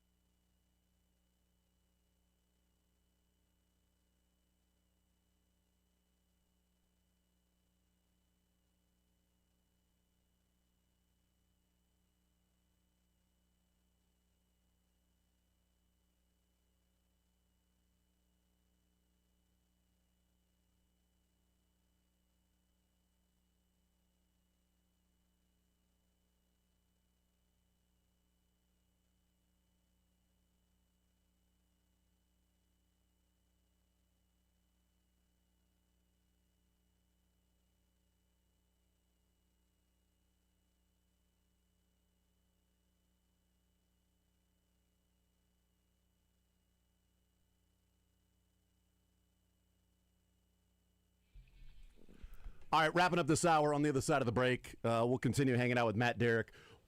We can mock some mocks, right? We can mock some mocks. We can do that. And some other things as it pops up along the way in our conversations.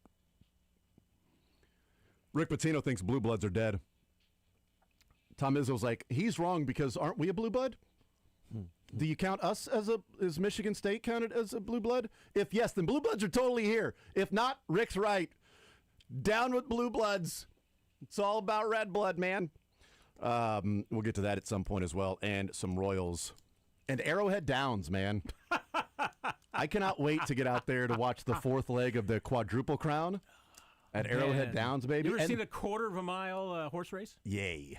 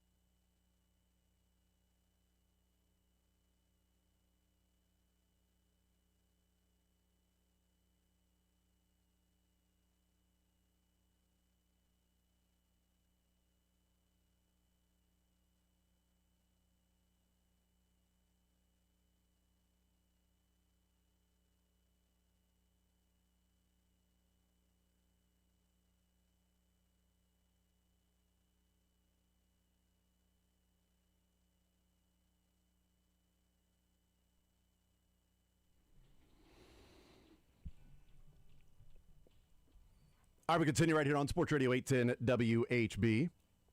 Yeah, we do. Yeah, we do. Yep, we do. Yep, we do. We were joking about Arrowhead Downs and the renderings that came out yesterday.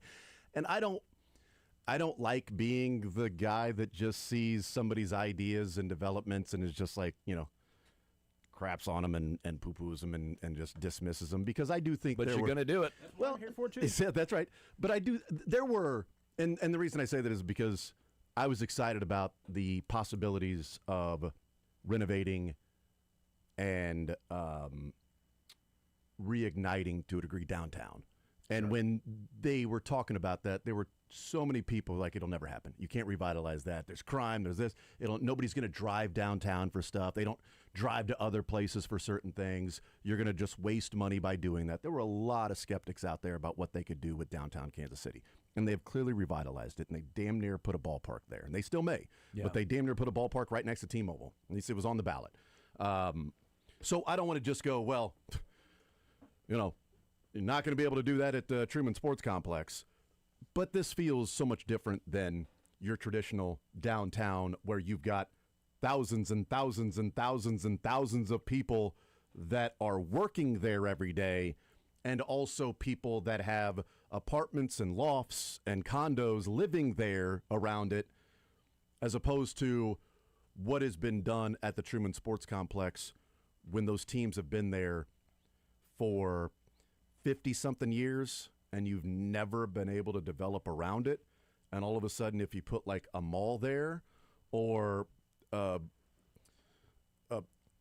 Zona Rosa Southeast, whatever, there, or a roller coaster, that's fine because you can't go to Worlds of Fun, apparently. Yeah, we don't have a Ferris wheel, unfortunately, in the Metro. So yeah, well, except for the one they just put downtown. I mean, they got that one. Or Arrowhead Downs, which, if you're scoring at home, how long is the or football? Even if you're alone. Yes. Sorry. So good, dude. I grew up with ESPN too much. That's so good. Yes. I'm going to mark that one. So that was a 12-10. Matt. Sorry, Sterling's disappointed in me, I can tell. Derek. I'm impressed. Scoring or alone. Anyway, so how long is the full length of a football field? It's 120 yards roughly? 120 right? yards, 53 yards across. Okay, great. So 120 yards times 2 would be 240 yards. I figured that out all on my own. There you go. Do you know how long a furlong is? Nay. You don't. Well, let me tell you. The Preakness is the shortest track of the Triple Crown races, right? Sure. It's 9.5 furlongs. A furlong is 220 yards. That means one furlong would be down the full length of the bowl, inside bowl at Arrowhead, and back would be one furlong. That's 9.5 furlongs for the shortest race. Like, you can't put a horse track at Arrowhead Downs. Well, it would have to be the Woodlands. It'd have to be, the dogs. Could you do, but what if you did Kaufman too? Well, now you're building all the seats to go down the side. They had it just simply inside of Arrowhead's bowl there. Yeah, but could you do it bigger? My other thought, how many acres? Do we know how many acres is Truman Sports Complex? 300? I think it's probably 300 acres. I'm trying to think. This is not me being... No, I'm just saying, like, if you were to do that, what was an AI-generated rendering, sure, it would not work. I thought golf course, if you have enough land, you would have to obviously grow grass and take up the concrete. But like, a lot of people around Kansas City know how to grow grass. Now it's legalized, too. You can have actually legal grass growing. Trevor Vance, I guess, is going to be looking for a job if they're going to build a dome. So I think a golf course would make a lot of sense in that area. Travis Hogan. Let's be real. Public golf is I'm team shrink the game, but there's so many players that have started to play golf. It'd be probably a decent spot to put it. I don't know. I'm spitballing. I know here. Yeah, my skepticism is that for 50 years nothing could develop, and now you're taking a reason for people that were going out there all the time away, and then saying now we're going to develop it and it's going to attract people that would be worthwhile the investment. of developing that particular area. You know how spooky this is? And mainly the Arrowhead Downs idea. I type in how many acres. The second thing that pops up is how many acres is the Truman Sports Complex? Well, because it's spooky. I just said it. I mean, like I guess weird, 300. dog. What is it? So how many is it? How many acres? It is 384 to 400 acres. Okay, so we'll round up, say 400 acres. And That's a lot of space to develop. I would have no idea how many acres a golf course is. 200 acres. Okay, so there you go. You can put a 120 to 200, put like 18, and even throw a 9-hole executive course in there. Have some fun with it. 200 have a driving range. I mean, I'm not really kidding. expand. If you can't, no, but if you're not going to be a destination place, golf courses people will drive to and use. Okay, trademark this, guys. Let's build a golf course there. I will be the head developer. You guys pay me a lot of money. I'll do my best. Yeah. I mean, Who's in? Investors could be you. Could It could possibly be you. you. Possibly you. Well, and see, Who's driving the boat? That's why. I mean, I still think, based on the press conference that we saw yesterday, putting a monorail out there makes a lot more sense, and Yeah. there you go.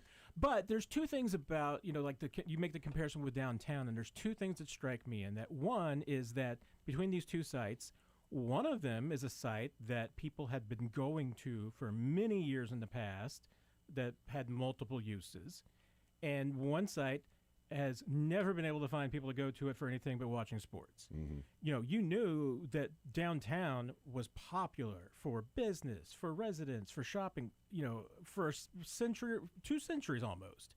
I mean, since this place has been a city. So there was a history there. You knew that. But the other part of it, too, is that the people who went in and did, and I mean, because obviously the businesses were down there, but I mean, I worked with a lot of the developers who have gone down and were some of the pioneers, like George Burt and some of these folks who went into downtown. Very well played. Thank you. And the thing is that I mean, they looked at what other cities did to revitalize downtowns. They did their own market research. They knew what people wanted, what they were willing to do, and I mean, everything told you that yes, there was an audience for this if you did it and you did it right. The reason why the Chiefs are moving to Kansas in large part is because the Chiefs did their due diligence. Yeah. They did their homework. Mark Donovan has said as much, that said, hey, we've looked into it. There's no audience. There's no value in the Truman Sports Complex of putting a mixed-use development there because, one, nobody wants it, and two, nobody wants to go there. And they've proven that with their feet for 50 years. I mean, we don't even have a Hardee's that's gone out to the Truman Sports Complex. Or a Carl's Jr. I mean, precisely. Yeah. I don't want to just take something that people have worked on and they're trying to figure out how to better the community, because I am all for that. I want to make Absolutely. it the best possible city that it can be. I just Come don't up know. with a realistic idea. Yeah, but are the resources worth it to spend on that area? Because here's if the Chiefs and Royals didn't play there for 50 years, would anybody be looking at that space and going, let's develop that? Because nobody's looking at over by where, Cerner is near by, Blue Ridge, where they were thinking about building Sporting Park. They didn't, and nobody's clamoring to go and develop that area. But I bet if Sporting Park were there and people were going there to watch the games and then it moved somewhere else, well, we can develop this area. Let's go and develop this area. The only reason we're talking about it is because the Chiefs and Royals were there for 50 years. But if they were not there... lifetime. That's right. Nobody would look at that and go, that's the area to develop right there, that spot. That's where we want to do all of this different stuff. The traffic is great. The scenery is all... it's easy in and out. That's what people, the Parker family that hate about people wanting to go downtown is that, it's tougher to park and it's not as easy to get in and out of the stadium. But it's just not where you would go, that's the spot that we are choosing. Like, are major real estate developers, are they going, let's purchase that land because here are the ideas that we have for this? And look, somebody's putting in the time and effort to do that, so I don't want to just dismiss it. The question is, are the man hours and whatever money it might be worth that? I know this wasn't all that great because it was just AI generated. Just, hey. And didn't look anything like the site or right. either stadium. It was clearly AI generated. It wasn't like I'm so anti-AI, it's absurd. It's sad. You're anti-I? Shrink the game. Again, this is why let's go back to the good old days of hiring companies to actually make and create things that's Are you pro realistic. Al? Yeah. Are you pro Al? Yeah, I like owls. They're kind of cool I'm animals. very pro A1. A1. I love A1. That's right. By the way, Sterling, they said that you sound like an owl over there. They said that. Whom? Damn it. was That's only one person. They. I didn't say one person. I said they, Sterling. They said you sound like an owl. Sterling. I walked out of the restroom and I went down to try and get a drink in the break room during the break, and oddly enough, and all I could smell was whatever Sterling heated up in the microwave. Yeah, weird.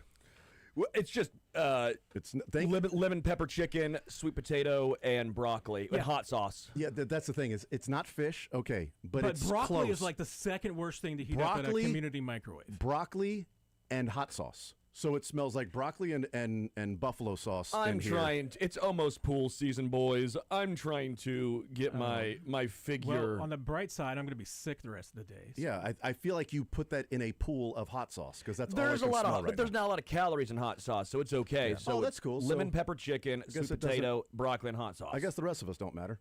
That's cool. It smells good. Who doesn't like the smell of hot sauce? It does. If I'm not eating it. And I'm not all that hungry I right still think now? the broccoli's the bigger crime. I mean, heating both. broccoli in a community microwave is a crime against nature. I'm going to open up this door here in a second. Open it up. We need to. I didn't know it was going to. Sorry that apparently vegetables and healthy people, this is making people sick on this show. Look, I'm 45 years old. I can do what I want. Every day I eat like it's a 10-year-old's birthday party. And I love life. Okay? I mean, I'll admit love I would not eat that Cake? broccoli if I'll it was take more. deep fried in chocolate sauce. So I would do that. I like broccoli. I'll eat broccoli just with some salt and pepper on it. It's nice. Steamed or cold or whatever. Matt, what's more annoying? People that heat up broccoli and then throw it in a bunch of hot sauce, or mock drafts that have the Chiefs taking a right tackle or a left tackle and moving Josh Simmons to the right side, or drafting a right tackle that can then slide down in the inside and play guard? Okay, in order, Yes. The Chiefs' worst thing, the most annoying thing, is Chiefs taking a tackle in the first round and moving Josh Simmons to right tackle. Okay, is that number one? That's number one, most annoying. Number two will be the Chiefs taking a. I already said first round, right? Yep. Okay. Second most annoying would be the Chiefs taking a tackle at 9 overall. Okay. That's just insane. Yep. Third's probably the broccoli in the microwave. Yeah. Okay. Fourth would be the Chiefs taking a tackle at 29. I mean, Michael, yes, go ahead and text that to Mick. Thank you, sir. Sorry, go ahead. 4 will be the right taking a tackle at 29. So I think it's not the worst thing in the world, but I think number one, it's the broccoli and the hot sauce, and number two, it's I'm not gonna argue probably with the that, broccoli no. and hot sauce. yeah, I can't argue with that. Number three, broccoli and hot sauce. Number four, a tackle at number 9. Yeah, I mean, take it.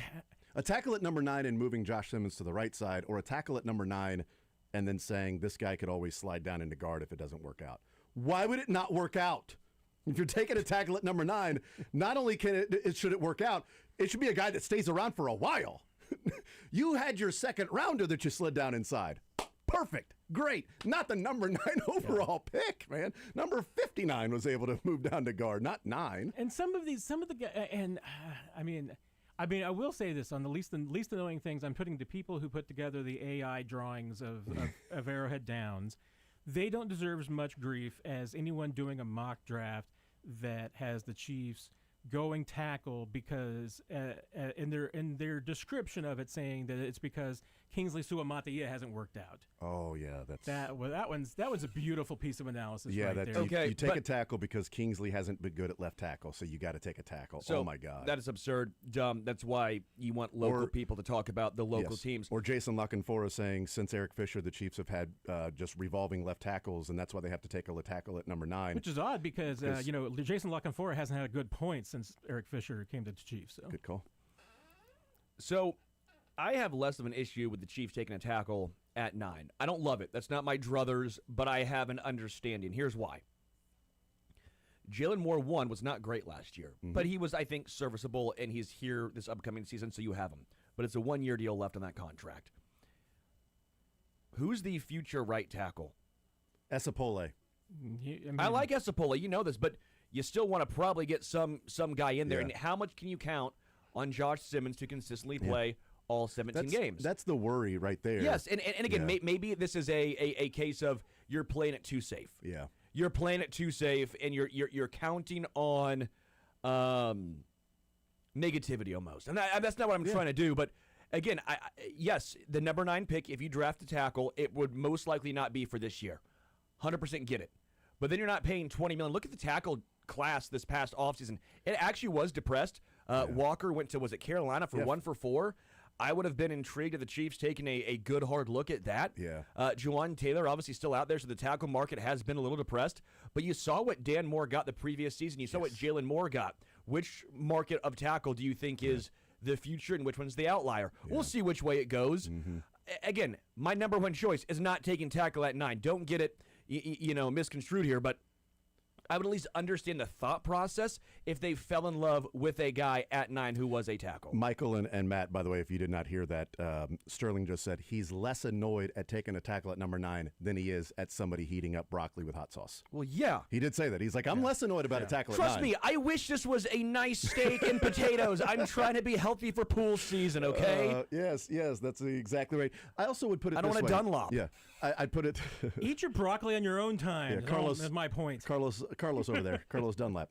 Dunlapped over his belt. Let me present it this way in the Chiefs at number 9 tackle or whatever. I said Esapole, future at right tackle. I'm throwing a name out there, right? I mean, who knows? It'd be awesome if he was. If he played a representative right tackle and it was Esapole, undrafted free agent, badass. Nice job. But what's a better answer at a position of quote-unquote need if we're saying right tackle is a position of need, which I don't think it is, but if you're saying it's a position of need, which nationally that seems to be a consensus, where's a better answer or possibility of an answer? Esapole at right tackle or Gelati at defensive end? If you're taking somebody at number 9. Because I've seen the Chiefs pass on Bain in mock drafts for a tackle. And that's the other. There's another. There's giveaway. another annoyance. If a draft has the Chiefs passing on Bain, disregard that draft and all drafts done by that person going forward. Yes. Right. Yes. Because that's not going to happen. But that's sort of my point about right tackle is, okay, you're not going defensive end at number 9 or even wide receiver or, heck, let's go Sonny Styles or Caleb Downs, like different guys. What's a more likely answer at that spot being Jalen Moore, Esapole at right tackle or Gelati and FAU at defensive end, or even this route, defensive end at number 9, or then you can come back and take a right tackle at number 29. Like, yes, some of the best tackles in the league are top 15, but we're looking at those guys as left tackles. And the only reason that Alt is playing right tackle is because they already had a stud left tackle there. Or he would be playing left tackle for almost any other team that took him in the top 10. Sewell as well. Yeah, right. Penei Sewell. Lane Thomas as well. Yeah, those guys are. And if Muaga or Mailata, Muaga's the guy that people think that Orfano. But if Mailata wasn't as good as he was, maybe Lane Thomas is somebody. Like, I don't know, but yes, right tackle is an area that you need to have solidified because there are a lot of pass rushers that line up on the left side of the defense. But I think the Chiefs are closer to options there that can play a representative position compared to other right tackles, even if it's league average, as opposed to defensive end playing a league average defensive end being Gelati or FAU. And and there's some that like I got really annoyed the other day, mostly because I think this was an NFL.com. NFL.com puts out a lot of crap, so I don't mind throwing them under the bus if it's. I'm not going to throw a name into it, but we'll just assume that they deserve some blame for this. But it was the Chiefs taking a corner at 9, which not terrible. They did. Bain was still on the board, so that didn't make a whole lot of sense. So terrible. So that's actually a bad pick because you're not leaving Ruben Bain on the board. Okay, that's just ridiculous. No, you've already blown for Bain. So you're not taking a corner there with Bain on the board. If Bain's not on the board and you want to take a corner, not a bad thing. And then if the Bain's Chiefs, not on the board, is what you said. If Bain's not on the board, I want to make not sure a that people terrible heard thing. that right. No. And then they had them moving up from, I think, 29 to 26 to get a right tackle or a left tackle to replace Josh Simmons because he needs to move to the right side. So now you've gone through your first round. and you haven't addressed defensive line in any way whatsoever. Cornerback, and you gave up a draft pick to move up and get a tackle. Correct. Yeah. So you've got cornerback and tackle. Yeah. And here's my other beef with the people taking right tackle at 9 or left tackle and moving Josh Simmons to right tackle. Oh my goodness. Is that, consensus is that, Francis Mauigoa is the only legitimate. Well, now I know his name. First-round right tackle. Mauigoa. There you go. I finally learned his last name. Mauigoa? Mauigoa. Mauigoa. G is silent. Mauigoa. Mauigoa's name. Mauigoa's name. It's I see what you did. I did went completely over my head. Yes, it's Michael Garcia. Yeah, man, that is. That's how we know it. I thought it was Michael Garcia. It's actually Achan Garcia. What are the odds of that? That's how it is. Crazy. But so if you're taking, and I have not seen any of these mock drafts taking Mauigoa, they're taking somebody else at 9. If you're taking the second offensive tackle off the board at 9, you're taking a second-round draft grade player at 9, which is moronic. Yeah. So you're not doing that. But I started this earlier. I mean, someone I talked to from another market said when they were looking at this, and it's like the only thing that they can conclude is that a lot of these national prognosticators looking at the Chiefs and saying Juwan Taylor left, they don't have a right tackle. Josh Simmons struggled last year, which he didn't when he played. I mean, availability was his issue, but when he played, he was good. But that they're saying, okay, Juwan Taylor's gone, they don't have a right tackle because they don't realize that they have Jalen Moore. Mahomes is injured. You got to protect him. You got to protect him. But they don't know who Jalen Moore is. Then if they do, they think he's terrible, which I don't think he's terrible. He was below average last year. He was disappointing. I expected a little. His best game was the game when he filled in against Detroit. And had been up all night and sitting in the chair at the hospital with his wife and baby. Yeah, amazing. He will be viewed as better than whatever he is this year because he's not Juwan Taylor. So if he struggles, he'll be viewed as he doesn't struggle as bad. If he's okay, if he's okay, he'll be viewed as he's good. If he's really good, he'll be viewed as great because he's viewed through the lens of thank God it's not Juwan Taylor. I disagree because I think with Orlando Brown Jr., he was viewed as bad and he was not bad at all. He was an above average left tackle, but right, because and then Donovan Smith came in and was like, thank God Orlando Brown isn't there. Yeah, anymore. which I thought was silly because in the regular season he was not good, but he had a really good playoff stretch, which matters a lot. What you do, and that's the lasting memory of Donovan Smith. I've pushed back on that narrative for a while. But I think most Chiefs fans have the understanding that Juwan Taylor was a really solid pass protector who had a lot of penalties. Yeah. And was overpaid. That's part of it. And you can make a strong argument Jalen Moore's overpaid. I was on air, and I remember I said I hate the signing because of the monetary value, and I go, this is not a good move. Yeah. They overpaid vastly. I was correct in that assessment. But at the same time, I can also acquiesce and say, again, it's hard to say because the penalties were such a major part. We looked it up. It was an obscene amount. Yeah. But point remains, when he was not having penalties, he was a good pass-protecting right tackle. And here's the thing that I think is also important to stand out. And I'm going to give Juwan some Taylor. I'm going to give him some credit for this. Yeah. Which is that teams are going to look at a player like Juwan Taylor and see the penalties, and they're going to think, I can fix that. Mm-hmm. I can turn him back into a productive player. But it's not signed yet, so there's something there at least. Which tells you that the reason why he's unsigned is because of the knee. The knee has been a disaster since he got to Kansas City. It has done nothing but get worse. This dude, to his credit, has done everything. I mean, he's gone and done the stem cell treatment and gotten the thing that Christian McCaffrey had done in Germany or Peru or wherever it was. I mean, this guy has done everything possible and never used that as an excuse once. And I know, from talking to people that there were days and games with Juwan that, at the end of really throughout the season, but as the season grew on, I mean, before they shut him down and everything, I mean, they went into Sundays not knowing if he was going to be able to play. 2024, I do give them a lot of credit because they had such an issue at left tackle that if they had,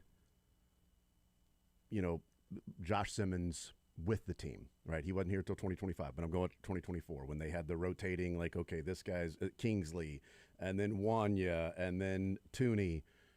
But I do think that Juwan Taylor might have missed a number of games to let that knee rest if they didn't have the issues at left tackle. 100%. Because they did, he said, I can't miss now either. Yeah, I have to go out there and play. So I give total, as Romeo would say, I'll give him his kudos on doing that. Tough as nails. No denying his toughness. Yeah. He played. And if the knee gets better, or hey, there's a team that's, and this is the thing too, I know about Juwan. Juwan wants to play, so he's not. He doesn't want to go sign to be a backup somewhere. He wants to play. I think he should be a starter somewhere at right tackle. He'll sign when somebody can find gets a job where there's not a right tackle that's good enough for Juwan Taylor to come in, depending on how much money they'll pay him. But if they're paying him the money he wants, they're not going to pay him the money he wants to play backup. If they're going to pay him a little bit less, if he's going to have to take less money, then he's probably going to take less money to be a starter, not take less money to then also be a backup. We'll see what happens with that. Matt, what's the wins for the Royals? I'm always on the opposite end of the roller coaster the last few years with the Royals and everybody. Everybody else is so optimistic, and I'm optimistic about the bats after the World Baseball. I'm so excited about the bats, and then I look at the pitching staff, and I get so nervous because I don't know what's going on with Cole Reagans. I don't know what's happened to him. I'm scared. Well, we'll find out tonight. I'm scared that Seth Lugo, at some point lied on his birth certificate, and he's 48 and not 36. Where Seth Lugo was like, let's sign the contract, sign the contract, sign the contract, sign the contract, sign the contract. Oh, thank God, now I can let my arm fall off. I mean, Seth Lugo is older, I think, than both Travis Kelce and Taylor Swift. Combined? No, possibly. I'll have to double check. No, that's Pujols. There you go. Yeah.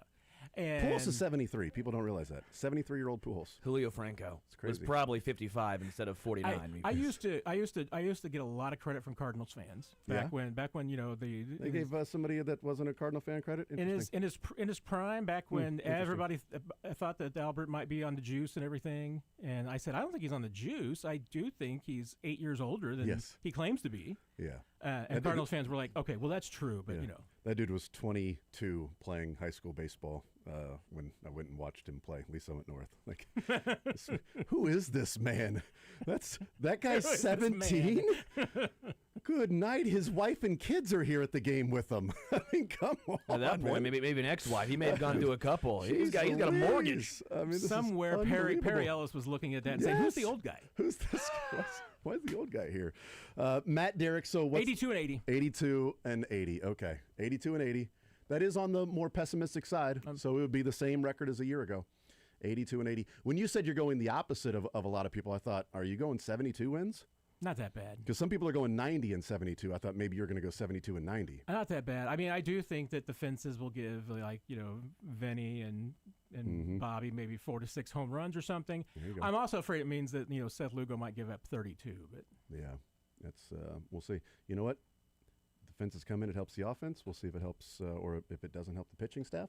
We shall find out. Defense matters too. We saw that with Paul Skeens and O'Neill Cruz, and the Royals have a pretty good defense behind their particular pitchers. I love that meme, by the way, of Paul Skeens with Bobby Witt and Olivia Dunn. Yeah, and then Paul Skeens walking off the mound, and I do believe, I don't know if anybody asked him this after the game. I don't think they would, because it would be one of those that's kind of a ridiculous question. But as he was walking off the mound, I do believe he was trying hard not to look to center field. He was trying, and he couldn't help himself, and he then just glanced to center field and then looked right back to the dugout. He was trying to not look at O'Neill Cruz when he's walking off the mound. He was, I do it. It was like a magnetic field. Like, don't look down. I looked down. Why'd you look down? You said not to look down. Everybody looks down. Don't look at O'Neill Cruz. Don't look at O'Neill Cruz. Don't look at O'Neill Cruz. O'Neill Cruz. Dang it! I looked at him. At least he struck out 3 times in 5 at bats. So he has that going for him, which is nice. That's fine. It's all good, man. Paul Skeens after the game did say, well, batting average to balls in play was rough today, but that'll get better as the season goes along. My BABIP is struggling right now, but don't worry. Other center fielders might catch the ball. 2 of them hit to him. Daniel Jeremiah there, Spencer Fano, and Colton Hood are his picks for the Chiefs. There we go. Tackle and cornerback. It's all fixed, baby. That's right. Let's go, Gelati. Go get him. We'll take a timeout. We'll come back, continue rolling. Mick Schaefer will hang out with us. We'll talk some Rawls. We got our Royal ZOUs at 1 o'clock. We got to eliminate 4 teams in our bracket of sound. So we will do that as well. More Zone coming up next.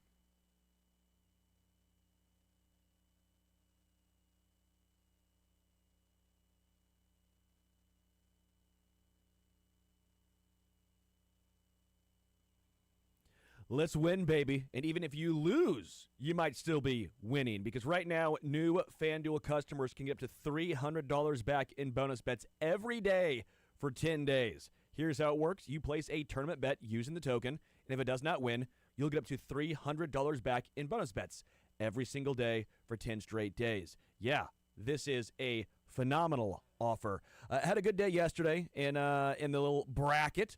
Let's see what we got going tonight. I like Duke covering the 6.5 against St. John's. I'm with Jason. I feel like Vegas is telling you, yeah, take St. John's. Take St. John's. I think Duke rolls tonight. I also like the slight upset tonight of Michigan State beating UConn.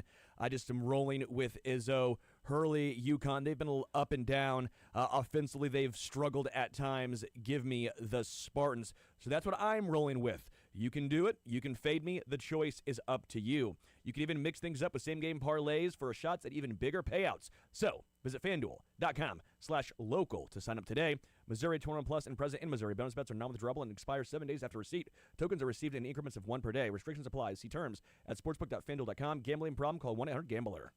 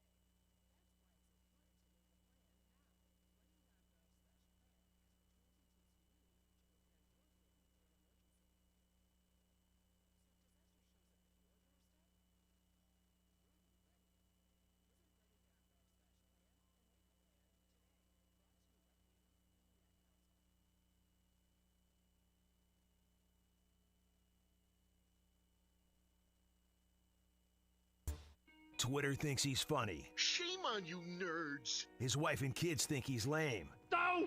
We couldn't get Paul, so we're stuck with Mick. Yep. Okay, still got it going on. Mick Schaefer on the Zone with Jason Anderson. Hold your ears, folks. It's showtime.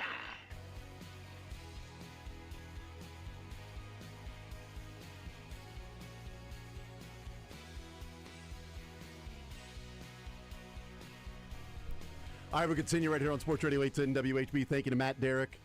Leaving the studio, you know, we got the pit stop. We got the change, quick change. Mick Schaefer in here, Matt Derrick leaving, and heading out with your son Aiden. So where are they going? They going to do a little buddy cop, TV show? Maybe so. They're going to go get some wings or something like that. Yes. Maybe talk some Chiefs. Yeah. Well, they can get dry wings and bring them in here and use Sterling's hot sauce. You brought hot sauce in, I heard. With broccoli. I keep hot sauce here, yeah. Of course you do. Hot sauce why in wouldn't my I? bag. I Hot like sauce in my flavor. bag. Hot sauce in my bag. You shave at the club, and then you bring hot sauce to work. With broccoli. Gotcha. With broccoli. There's nothing wrong with what I do. I mean, your outfit general? today. In general, you or- are. It's a you're strong peak, outfit. You're peak Sterling today. You like it, don't you? No, I hate it, but that Why? makes it peak Sterling. You love me. No, So I you will love that you hate that you love me. I am very interested in you and your kind. And I've said this before. I want to meet all your bros. And They feel the same as you. I was going to say, are they 10 other Sterlings or are they 10 other Jason and Mix who's like shaking their head? They feel the same as you. Just But, making but sure. it's who I am. But I it's do- who I've That always makes me been. I'm like, But I do. I will say this about Sterling, and I'll give him a compliment here, and this sucks. I hate it. Oh, gosh. I will say this about Sterling.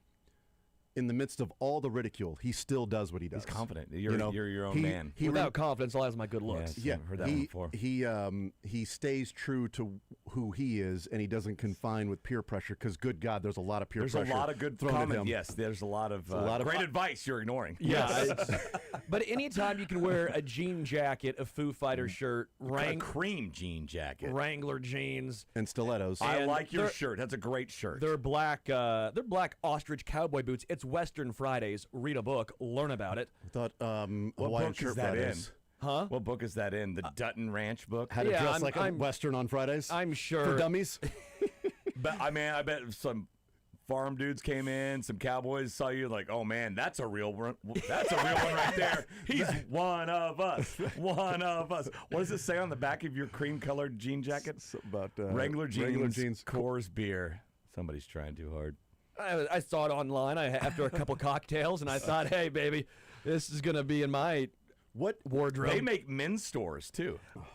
This is a dude's jacket. This is a man. Did you get that? Did you get that at Yes. Forever 21? It attracts men. What percentage of I your was too good, and I had no comeback. Yep. What percentage of your clothes are purchased online? Not many. Normally I go in store. Okay. I don't know anymore. In the store. I need to see. I need to gotta try it them on. Yeah, try it on. I gotta try it on, man. I have to. Yeah, it's weird. Like even the same brand and shirt, like on the rack, you get two different larges and it can fit differently. Yeah. Like it's But just, see, I'm a sale guy. I will not buy anything full price. I just won't do it. well, you don't buy anything off the rack either, so we know that. We understand that you're tailored stuff. All right, we get it, man. Caviar and hot sauce. Did you tailor those jeans? No, they are a little tight. They're a little tight around the cheeks. I don't know why. I'd be a good offensive lineman. Yeah, in if these you bad boys. just imagine Michael Lorenzen wearing jeans on the mound. Right. Yes. Yeah, it's- That's what Listen, Sterling is yes, wearing. But Right now. they're boot cutting, so they get a little flare They do, on the end. bottom, But yeah, I got them. These are ones I got online, and I realized, hey, that's why I don't buy things online. Well, if you get online right now, you might see some people losing their minds, particularly Royals fans. Baseball season. Losing their minds. The opening day lineup is out for the Royals today. And if you're wondering what it is, and I know you are, Michael Garcia is leading off. Normal. Bobby Witt is batting. Isn't that how we have to say every name now? Lane Thomas. So Bobby Witt batting second, playing short. Lane Thomas in center, batting third. Normal. Salvi catching, batting fourth. Vinny playing first, batting fifth. Marte in right, batting sixth. India at second, batting seventh. Collins in left, batting eighth. Carter DHing, batting ninth. Okay. So we mentioned Cags, Kyle, and Carter, that we guessed only one of those guys would be in the lineup. It's funny we how said you that do yesterday. sometimes nicknames, sometimes last names, sometimes first names. That's of these right. guys. Yes, Okay. Cags. Nickname. Yep. Kyle, first name. Carter, first name. Yeah, I know, right? Jack, Isbell, and Jensen. Yes. Doesn't sound right. We thought, and we guessed, that only one of those guys, because it's Chris Sale, would be in the lineup. And we guessed correctly with it being Jensen, by the way. We did. I thought maybe Cags would sit because that's kind of a guy that you don't want to have him start off in a slump right away because he hasn't had a whole lot of confidence at the big league level where Carter has. And I think Carter's got a better approach. Correct. Against righty-lefty to sort of work the count, get on base different ways. And he's batting ninth, so like a second leadoff hitter by his on-base So there's percentage. no Cags in the lineup? No Cags or Isbell. And we knew Isbell was going to be. That was a whole thing of getting Lane Thomas. The only surprise, really, is that Lane's batting third and Vinny's batting fifth. That's probably the only real surprise in the lineup today. Sounds stupid to me, but whatever. Everyone who's complaining, I think you're complaining about the wrong thing. Again, if Vinny was third and Lane was fifth, I think this is a great lineup. I still don't have a big issue with this as is. Lane Thomas, traditionally speaking in his career, hammers lefties, right? Chris Sale is not just a lefty pitcher, but maybe the most difficult lefty pitcher in Major League Baseball. So not having Kyle and not having Cags makes sense. I know we're frustrated because on opening day, you don't get to see all the hype that was Jack Caglione, and instead you get to see 37-year-old Starling Marte. I understand that aspect of it, but I get for this particular game, it makes sense. We'll probably see Cags off the bench. We'll probably see him pinch hit. I have and hopefully Kyle Isbell late for a defensive replacement because they have the lead. I quite frankly, again, we're nitpicking here. My only real issue is that Lane's batting third and Vinny's fifth because later in the game, especially being game one, you expect Chris Sale to have maybe an 80 pitch count limit. So maybe it's only 6 innings tops. The lineup, I guess, yesterday is not nearly in the order, but it is the players because we guessed that it would be Carter at DH. I had it. I thought the lineup today would be Michael, Bobby, Vinny, Salvi. I thought he might go India after Salvi. Then Collins as a switch hitter. Yeah. Carter, lefty, Marte righty, Lane Thomas righty. I thought maybe Lane Thomas would bat ninth. From ninth to third. Yes, but I nailed that one, by the way. Nailed it. He is 1 for 7 all time against Chris Sale. Well, there. How many? It was a triple. You know who was never got a decent OPS. You know what? Cags hasn't got a hit off Chris Sale in ever. In ever. He is Maybe. Remember what he did in the minors against Kershaw? Maybe he's just great against dominant lefties. Also, Kershaw was about 43. What? He's about 30 Chris Sale's pounds almost overweight. Throwing 84. Chris Sale's Probably close to drunk because 43. his minor league ball. Still really bleeping cool, though. Yeah. No, Chris Sale's close to 43, isn't he? He's 37 years old in 3 days. Won a Cy Young in 24 and was probably close to that last year, but he got injured because it's Chris Sale. You know what it's not? It's not last year or 2024. I just think that for Royals fans, we understand it's fun to make fun of Q's lineup that switches perpetually. It's fun to say anytime a bullpen arm comes in, it's Q's fault. But I'm going on record right now saying I don't mind this lineup. I like this lineup. I think Lane Thomas, you heard me. I think he hits a home run tonight. On the record.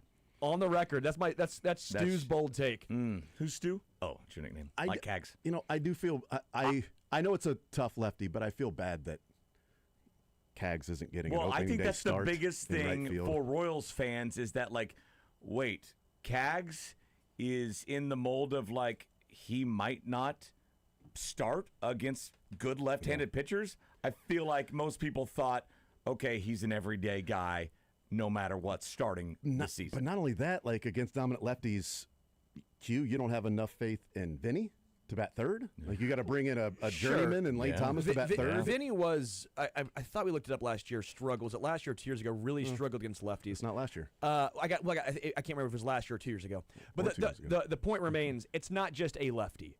I think that's the point that I'm trying to make here. We're not just saying this is, like Matthew Boyd, right? It's not even Tariq Skubal. The way he pitches left-handed, that means less changeups because you don't throw as many changeups to lefties. Chris Sale is the hardest lefty I think in Major League Baseball. He comes at you, he pitches towards first base, he throws a two-seamer / sinker, and then a slider that goes away from you. That is the hardest combo. So that means starting in right field, dating back to 23. Let's go to, you know what? Let's go to 21.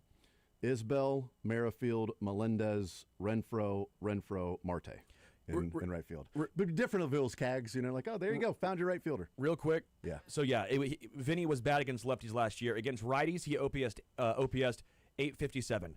Against lefties, it was 614. Yeah. I mean, but that's is that a the difference between huge batting difference. third or fifth? No, and I said he's that still in the lineup. I said that was the only qualm I had was that I would have switched those two because your first start, Chris Sale's probably only going to throw 80 pitches. Yeah. And so you're probably looking at 5 to 6 innings. Again, we're splitting hairs here. Yeah. So you've got Isbell and Cags available off the bench, along with Tolbert and Lofton available off the bench, and DHing is Carter. So we'll see what happens with that. We'll take a timeout. They're 13 and 13. Is that right? Pitcher. They're undefeated right now. There's 0-0. Pitchers and position players 13 and 13. Okay. Yep, 13 and 13. We'll take a timeout. We'll They're come back 0-0 right now, record-wise? Yeah, 0-0. They have not lost a game this year at all. So break them up is what I say. More Zone next.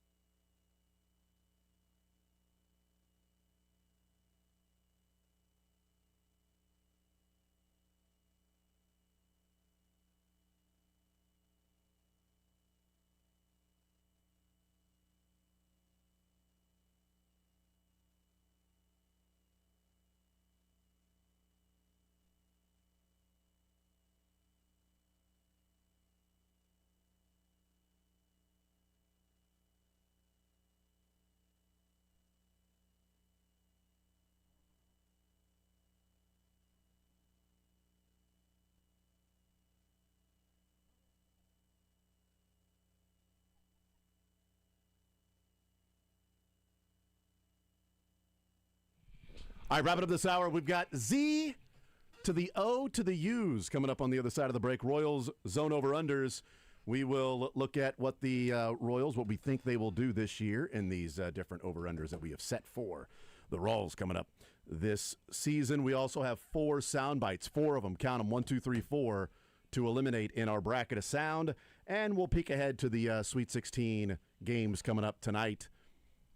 Maybe we get 4 games like we did the early 2 games last night. Or maybe the late games are the great ones, and the early ones may leave a lot to be desired. I like a lot of upsets early, and then I like the good teams to play later. That's just my philosophy on the tournament. Seems smart. Yeah. Seems really smart. I like nonsense. He likes Cinderellas, like Like Iowa. Cinderella.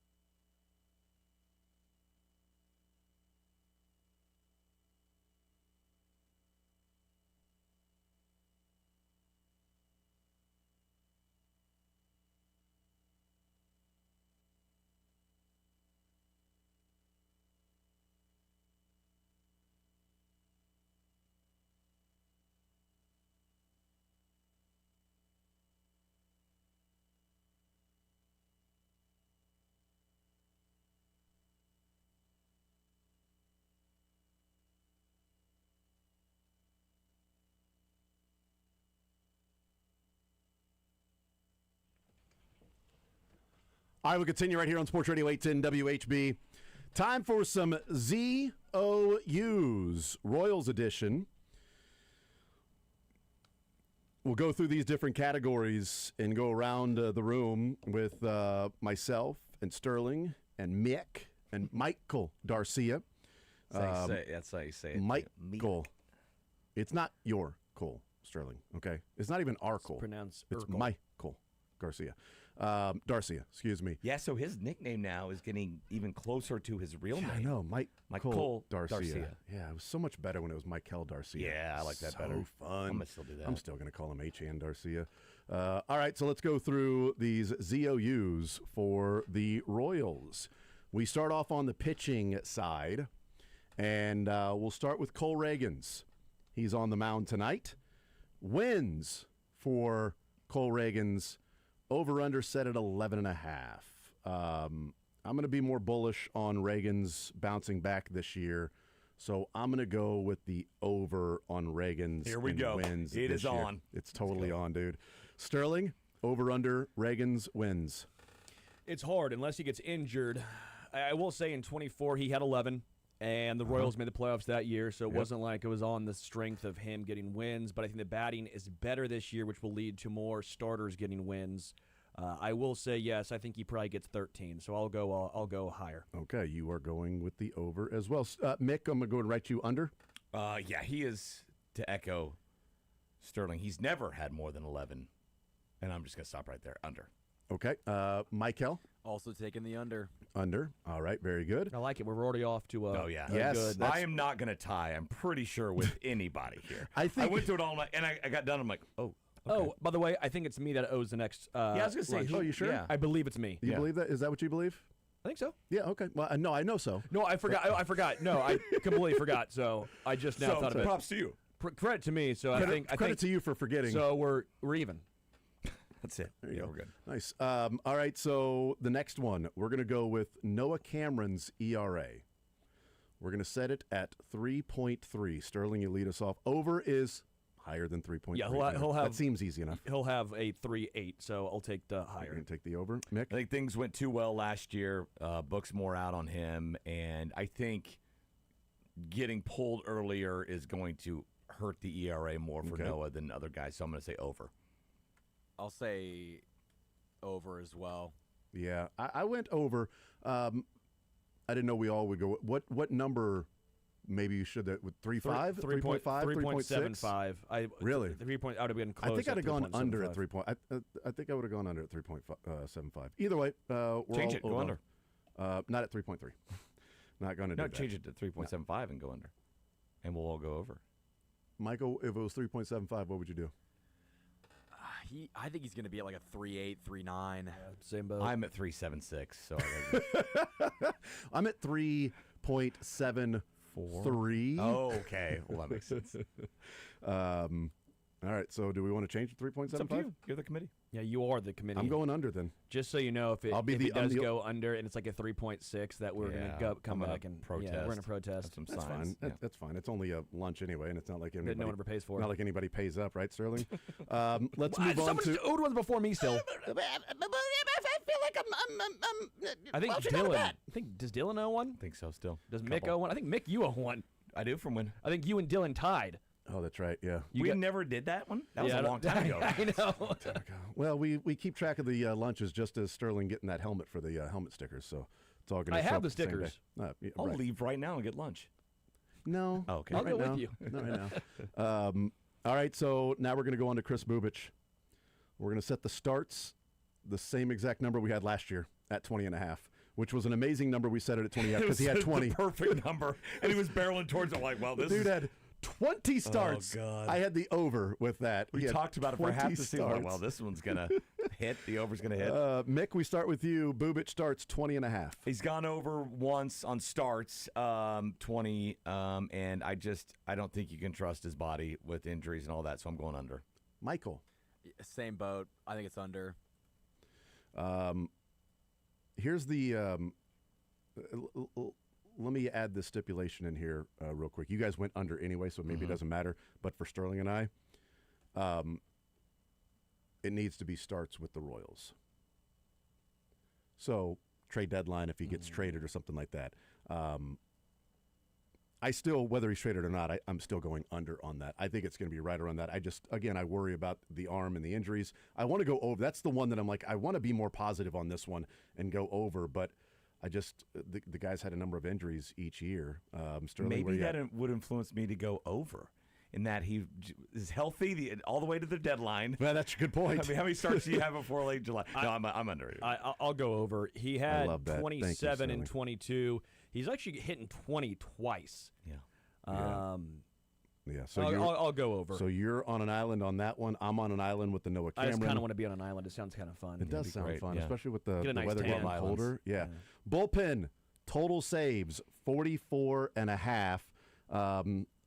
I meant to put this on the I couldn't see how many they picture had that I sent. last year. Well, last year they had 46, 47. 47, yeah. 47. We set it at 44.5. We start with Michael. Do I think there's going to be a lot of close games? Will the offense score a lot of runs? What was the over-under, 44? 44.5. They had 47 last year. Estevez is not looking great either, but they have Strom, they've got Ursig. I'll say over. Why not? Over for you. This is one that I went back and forth on because I want to say over because I think they'll win more games, but I'm going to go under because I worry about Estevez early in the season blowing some saves, not necessarily them losing, but having some blown saves. So he had 43 of them last year, right? How many saves did he have? 42. He had 42 of the 47 saves last year. He was actually pretty reliable, and the only blown saves, oddly enough, were in extra innings. Yeah, with those stats, it was crazy. With those stats, it was like he didn't blow a save when he was pitching in the ninth. Which is way more understandable because there's a guy at second base. Yes, right. But a lot of times you'd get shelled in extras. It was like he's either way. There we go. Unfortunately, I want a clean inning. I want to start with clean inning. Good. I think I'm gonna go under with that. Michael, you went over. Sorry, I didn't record it. Yes. Over. Okay. I'm going to go under. Sterling? I will go over. Okay. 44.5 is it's a good line. Last year was 47. 44.5 is this year's line. It's a good line. Over? Over. I was leaning over, but then I learned how big of a number that was. There were only 8 teams in Major League Baseball that had more than 44.5 last year, and they weren't all playoff teams. So I'm going to say they kind of regress a little bit. Isn't that surprising? Go under. Yeah, I would have thought it was more. Well, because teams like the Dodgers are winning by 5 runs a game. Yep. Yeah, Estevez was a great fantasy piece because when the Royals were winning, they were close games. And a lot of times there's bad teams where the only games they're winning are the close games. It's like when David Bednar elevated save stats. A couple years ago was that David Bednar for the Pirates. And you're like, they won 60 games and he's got 48. Yeah. 48 saves out of 60 games because they don't score. All right, so this is sort of a bonus one.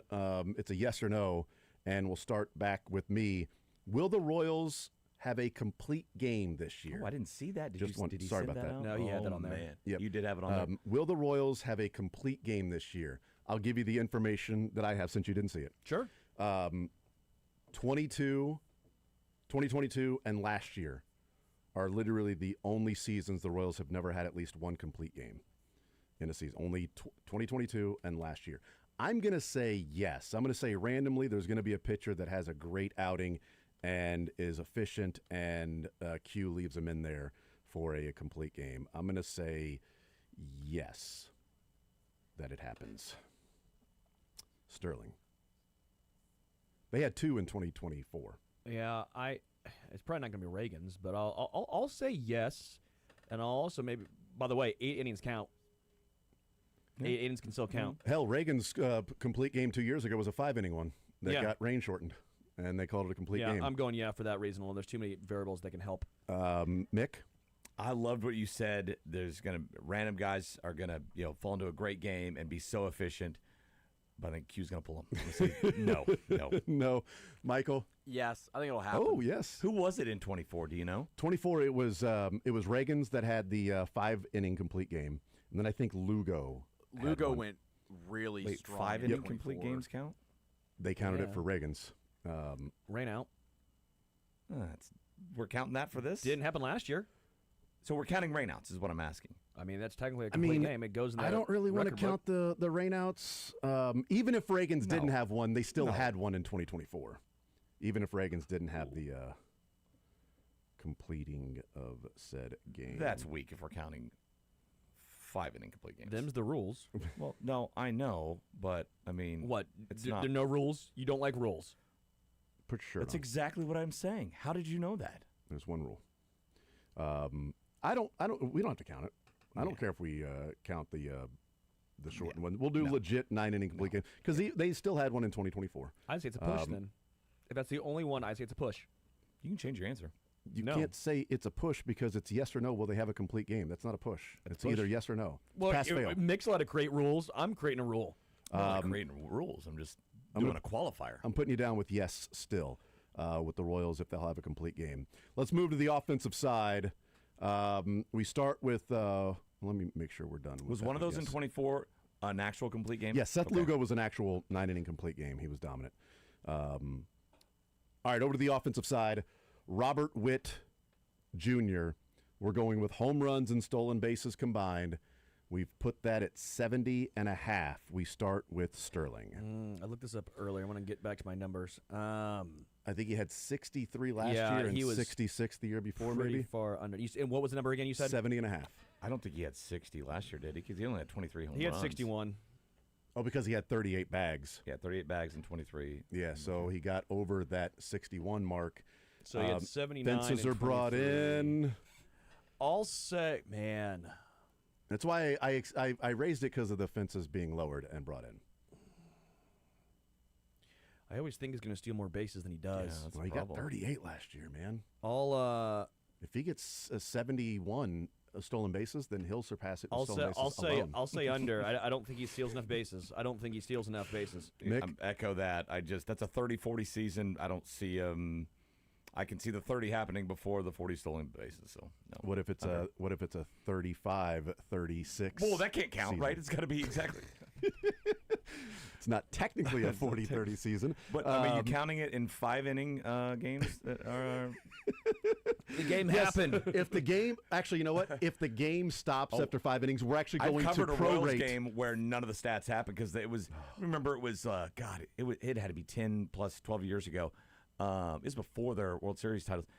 A 4-inning game. The snow came in, and Alex Gordon hit a bomb, and it didn't count. They just started over. Yeah, started over. Started over. And that didn't count. He was really happy about that. I bet he was. Yeah, typically the guys are excited when Especially they get a hold in of one. snow, too. You're like, bad weather, cold Yeah. weather. I got one out. No, sorry. Yeah, shocker. The league goes out of the way to make sure the Chiefs benefit.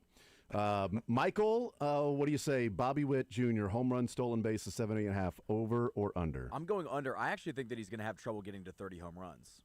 I like him Whoa. around the 25, 26 home So run. Bobby's losing his power. Is that what you're saying? Lost I, last I year. think that, the fence is coming in, but I don't think that that's going to benefit him as much as it's going to benefit like Vinny. Okay. He does have some towering home runs. Like his home run distance is not actually wall scrapers, right? I'm going to go over because bleep you. That's why. love that reason. Mind your business. That's why. it's Hancock now. All right. So I'm going over with the Bobby 70.5 home runs and stolen bases. I'm on an island on that one, which is fine. We start off with Mick on this one, and it's Salvi extra base hits. We put it at 66.5. Extra base hits for Salvi, 66.5. He's hit that once, and it took a 48 homer year, and I don't think he's going to do it again. I go under. Under for you with Salvi. What say you, Michael Darcia? The home runs could be up with the fence in, but I don't know if the doubles will be. He's not stealing 3. I'm going to go under 2. Yeah, so last year he had 65, and the year before that he had 55. So you're going under. I'm going over because, again, maybe I'm putting way too much stock in the fences being brought in. I fully admit that, and we don't have the evidence of what it may look like. But I think 30 and 35 last year, and maybe the 35 doubles ends up being 35 home runs and 30 doubles, and it all evens out. I'm gonna go over. I think he gets to 67 exactly. So you know my thought. I think Salvi's the biggest benefactor of the fences coming in Yeah, you because I do. think he hits very, very high. His launch angles a lot. Like Bobby hits a lot of line drives, right? So I don't know if those that are hitting off the top of the fence and off the fence. Well, it's probably still at the fence because the angle of the ball. I think Salvador Perez is going to have a big benefactor, but I think it kills his doubles. Doesn't help. And so I think he hits 35-plus home runs, but probably 25 doubles. So he bounces. The fences are shorter. Maybe he bounces some more over. Oh, that's a good point. I went to the press conference back when they announced it. They said the Royal that was most hurt by their fences back here, being back there, and the player that'll be most helped was Bobby. Oh, Which kind of surprised me. that surprises me a ton. So And you still went under on the home run stolen bases. Yeah, I mean, if It's they just would have the moved it bags. in like Just the bags. 20 feet instead of 10. yeah, if we're playing softball fields, which is 300 all around. I'll take a lot more overs. Yeah, but then you've got to ask the guy to go ahead and take our home run at a perfect time, right? If you're playing So yeah, softball rules. I'm going under. I think All it's, right. I think it's about 5 too high. Oof, I am on an island with both of those, so this is one of those to where usually when I'm optimistic on the Royals, I lose. Hopefully that's not the case this year. Yeah, I want to buy your lunch for this. Yeah, I want my lunch to be and the bought for Royals this. go 72 and 90 somehow. I'm the jerk that always says, hope I'm wrong. Royals 60 wins. Hope I'm wrong.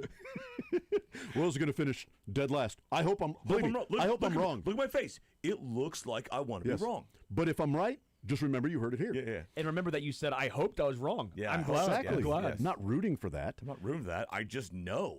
Carter Jensen, on base percentage. We're going to set it at 3.50. We start with you, Mick.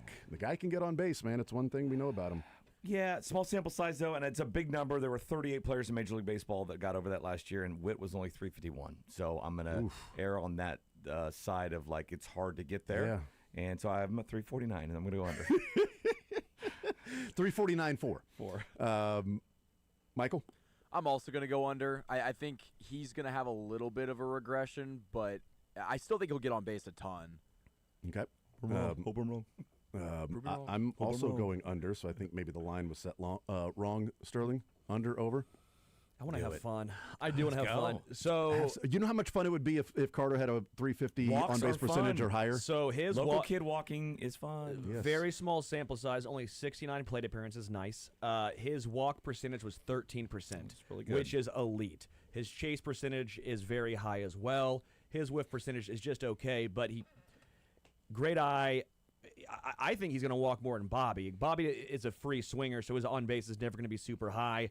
I looked it up, 391. Even if his average goes down, to 270-ish, he can still get This sounds like an 350. over. Sounds and like for a that long way reason, of saying over. 351. Yes. Give me Go. Carter. Let's go. You know what? Unlike the Dominican, when they say you can't walk off the island, you can walk from Park Hill to Kaufman. You literally can. You can walk from Park Hill to Kaufman. Take you You can about do a that. day, but you can That's get fine, there. but you can do that. So Carter can walk. Pretty much walk anywhere, technically. Well, That one guy proved it. Yeah, the guy literally proved it. From like the bottom of South America all the way to England. Yeah, he he walked that? Yeah, we were on the We show. talked about the I- show. yeah, Are I was you like, That was serious? the learned. It's my learn. I it wasn't was the same listening. week we did it too, which was the crazy He part. started in 1998 and he's still walking. Yeah, True story. I How could do you walk joke. How do you 500 walk miles across the ocean? Bering Strait. Yeah, The land bridge isn't created every year, but he was on some floats and had to literally float over there. Got detained in Russia a couple for times. like years. Yeah. I think I remember By that. the They way, sent him out? Yeah. the Proclaimers, that girl that he sings the song to 500 miles? is like, that's it. This guy's walking way more than that. I mean, Kansas itself is 400 miles wide. You can walk that. yeah. So the Proclaimers, they Yes. must not really like that girl. No. Yeah. They must really. They're not proclaiming their love enough. Bonus, Carter. Did you see the bonus one for Carter? Because you didn't see the complete game one. If I didn't, I'll rally. Yep. Yes, I I think did see we're. that one. Who do we start with on this one? Was it me last time? Yes, Me we'll start last with time. Michael on this one. Bonus with Carter. He finishes top 3 in Rookie of the Year this year. Yes, love that one. I'm going yes as well, Sterling. Well, they have him 350 OPS. I guess. They, On base percentage. If he's 350 OPS, he will not finish top 3 in Rookie of the Year. shoot. Yeah. Why not? Why Yeah, not? Give it to me. I'm going to go positive. I'm going to say yes. There's not a lot of competition out there. I didn't know Trey Savage is still qualifying. I didn't know he came up in September. I just thought he was just, he's this No. postseason hero. He came up in September. I figured he'd been around the whole year. No. So, Just a he's legend. Yeah, it seems like the He's National League one is eligible. already taken care of with McGonigal. So No, and actually, you know what? He's That's McLean. Detroit. I Yeah, was thinking for that's what I was American thinking. You have Pittsburgh for McLean. some You have reason. J.J. Weatherholt. The NL feels like there's a lot I don't more know why. dudes. I don't know why I put McGonigal on the Pirates. I would like to though. Yeah. If I can make Bubba that trade. Chandler, Bubba Chandler, though, maybe Yeah. he busts out. Yeah, but again, it's just top 3. It's not winning. Rookie Yeah, of the so Year, give me just top 3. I'll Yeah, take you. I'll take it. All right, so we're all yes on that one. All right, Jack Caglione, home runs. We're putting it 29.5. So essentially, is he a 30 home run season? And I am just I'm Mr. Royal Positivity here. I'm Shocked. going. I We started did with not Michael go. on My that one, right? shocked face. Yes, you're I'm up. going over. I think the fences. Did you guys know they're bringing the fences in? I heard they They're actually lowering made them. him farther. Ooh, oh boy, that's now I wish I would have changed this. Yeah, I'm going to go over. I think Jack runs into 30 of them this year. So Fences? Yes, in right field. He's got a hell of a defense. That's going to hurt him. Those fences. That's a in. good It's one point. less step he can take. It's a good Those point. things are not soft. That like mesh wires, like an actual fence. Ask Alex Gordon. Yeah, dude, that thing's. I remember doing it when I was walking on it one time as a kid. I was like, let me run into it and see what it feels like. I'm like, That's there's no what giving happened. that thing. That's what happened. That was last week. That's what happened. Sterling, Jack Caglione, 30 home run season or not? Under. Over, under. Under. I don't think he plays against enough lefties. I think we're probably looking about 25. I think it's a good year, but I think under. I think he hits 29.4. If he would have started today, I would have gone over. But at the most 161, I just can't do it. Mick, over, under. I think it's a big number. I'm going under.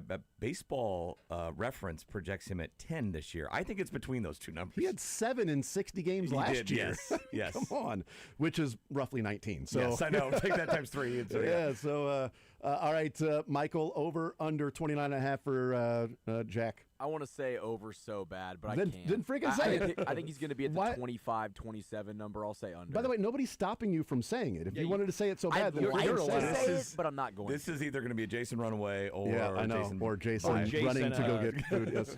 All right, so now we're going to put it at Jeffrey Allen Caglione, home runs 29.5. Over under for Jeffrey Allen Caglione. We're moving on to Michael Garcia. That's Jack Caglione. Yes, just, it's I was Jeffrey just Allen. glossing. I was going to let that go. Didn't know if you knew that his real name was not Mm-hmm. Jack. Michael Garcia, batting average, you put it at 290. That means he it gets his batting average was 283 last year, so Thought he you had it continues his 280 ascension. or 290? 290. 290. Oh, I can okay. drop it to 280 if you want to. Does that make you feel better? Did you? Could be the same answer. Okay. Wow. Okay, hater. All right, we are starting with all right, who are we starting with? I think it's Sterling at 290. Yep, Sterling. Under. All right, under for you. Mick, under. Okay.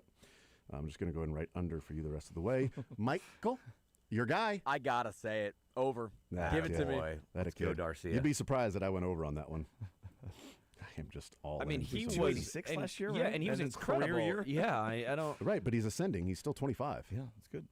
I mean, Hey, hey, or What could 26. go wrong Hey, with an wait a minute. I hope ascending I'm wrong. Royals Hope I'm player? wrong. I hope you're wrong. Wait a Mick, minute. I hope we're wrong. Yeah. Michael just turned 26, right? So was 25. Yes, he is Yeah, he's 26. 26. He turned 26 Honestly, during the WBC. Yeah, I'm that's going to right. love it if Jason wins because the Royals are going to win like 93 games. I've got him at 110. Yes. I've got him at. Why? Does nobody else have him at 110 and 50? Whatever. Over under wins 108. Hey, he might have had. He did that math Over. pretty quick. 110.52. Oh, Yeah, God, he maybe I have written that. down. Yeah. All right, Vinny Pasquantino, who's not even batting third for this team anymore. We put the RBIs at 110 Now they're and going a to be half. 4 guys on base in front of him the first inning today. So Mick, we start with you. Over under Vinny's change RBIs things. 110 and a half. He had 110 a year ago. Yeah, this is. He had 113 last year, right? That's why I said 113. This is similar to Garcia, kind of a career number for him. I see him falling off a bit in 112. I'm going to go under. It's 110 and a half. Oh, shit. Shoot. Go ahead and mark that one. Mick, 109. I got him at 109 and a half. Levo's going to Join the come club. and do the curse words. That's right. Would you stop with the cursing words? Did he do the dump button? He did. Okay, good. 131. Mick S. Bomb. So you're going under Way 110 too and a half? comfortable.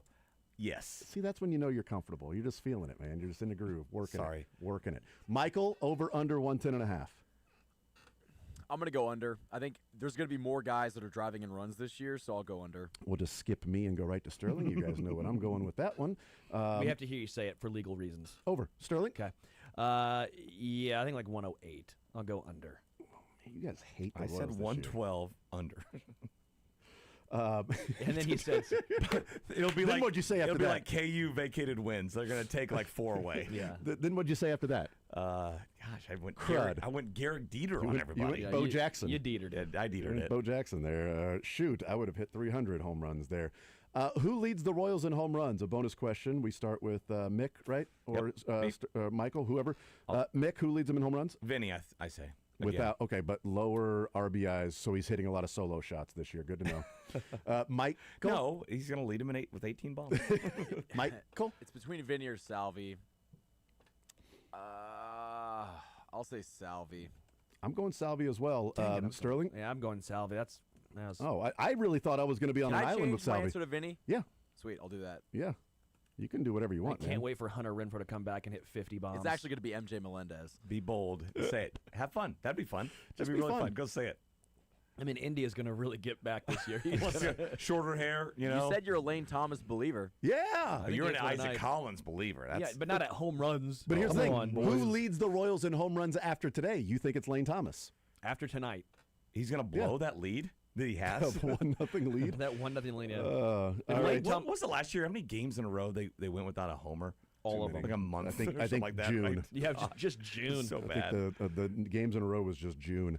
All right, so do the Royals, we'll start with Michael on this one.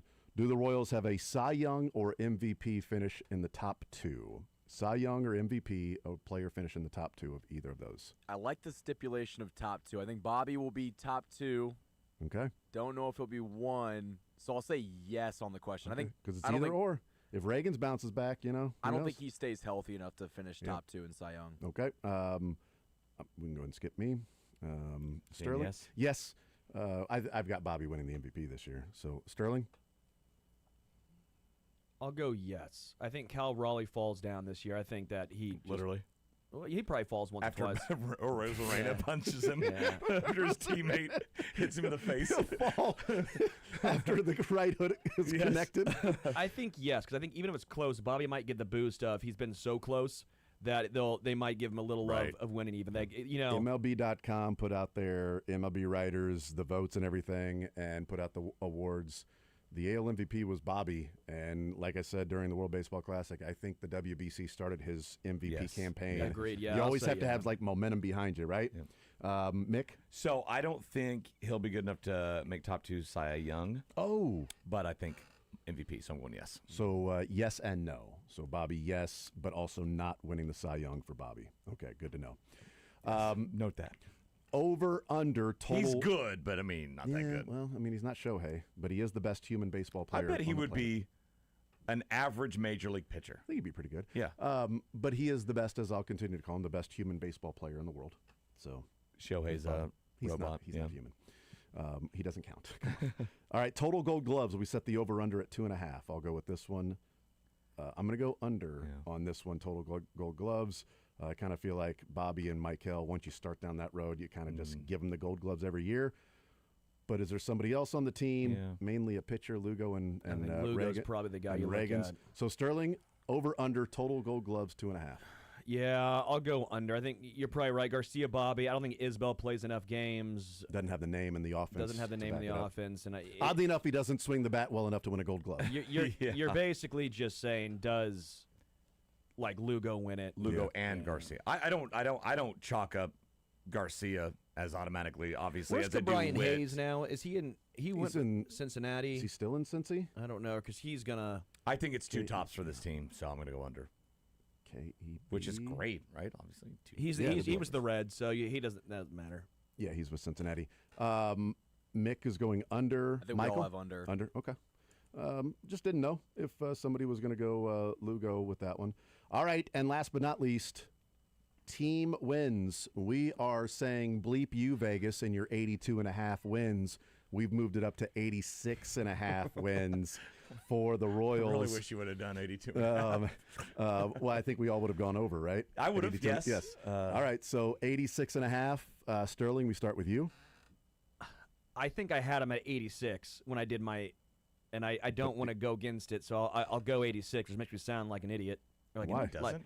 Like a Makes hater. you sound think that's- smart because it's 86 and a half. Yeah. And if you have 86 and say under, Yeah. you're smart. It would be Okay, dumb if you went yeah. over if Yeah, you it'd be thought they would dumb win the other way. That's Yeah, like I that's know, like but it's so Benny close. having I wanna 112 be- RBIs, but under the 110. Right, Yeah, yes. I'll go 86. So I'll go under. He's going to hit 30 three-run bombs and then no RBIs after that. Not a single sack fly. No sack flies. Yeah. Mick, 86 and a half. I think I did that with the Chiefs before.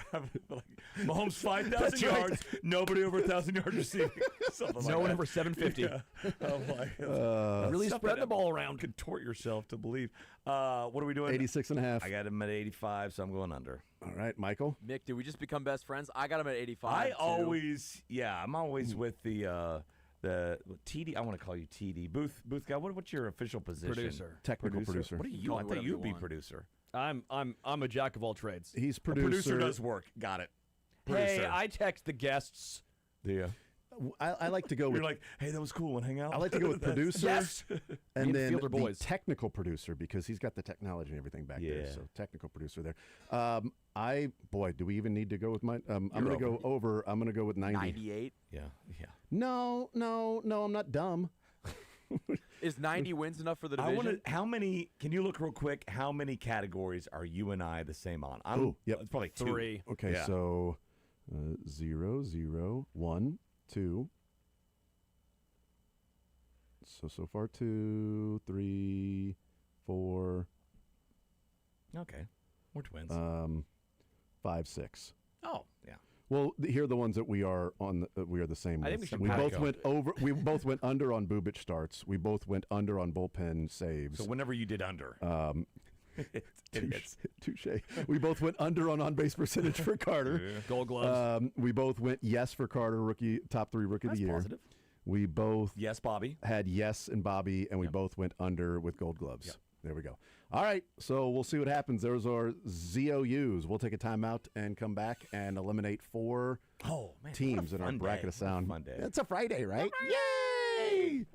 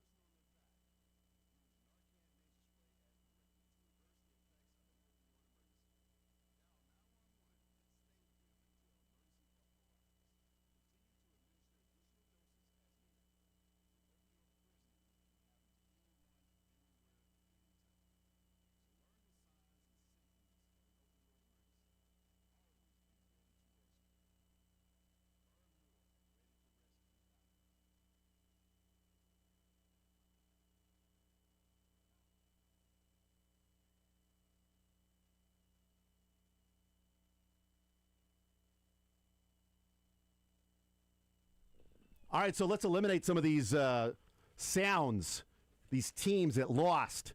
We lost 4 teams last night. You know that? Did you realize that, Sterling? Huh? What do you think about that, Stan?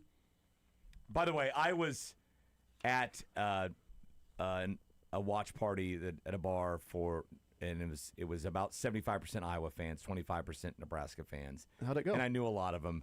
And I sat at the Nebraska table the first half and the Iowa the next half. God, it was so much fun. Those two fan bases, I mean, are very passionate. Yeah. And they were on overdrive last night. Tons of Nebraska fans there too, man. They took over that arena last night. Nebraska fans more than Iowa. I couldn't tell. It was unbelievable. And then watching Wagler win in Illinois after that. And Illinois had more fans than Houston. Like C.J. Moore said last week that he thought right? He thought Houston would have the fewest fans, and he was right. They did. It's wild. So I mean, unfortunately, they didn't show out for their Cougs. All right, so Nebraska and Iowa. Let's go to the South. Let's do the Sterling Strips with the boys being dudes region. We'll head to the South in Houston last night. The first game in that bracket was Nebraska and Iowa. Nebraska, the 4 seed, is out, and that means we lost this sound. A Cairns mother has been forced to block dozens of calls after her ex-partner allegedly took her phone number and plastered it on poles here around the CBD, telling people to call up and impersonate Chewbacca for a chance to win $100. This would be the most childish breakup I've ever had. Like, all he had to do was be mature and go, I don't love you anymore, I want to move on. The calls have been waking her and her 3 young children up at odd hours in the evening, and they're yet to stop.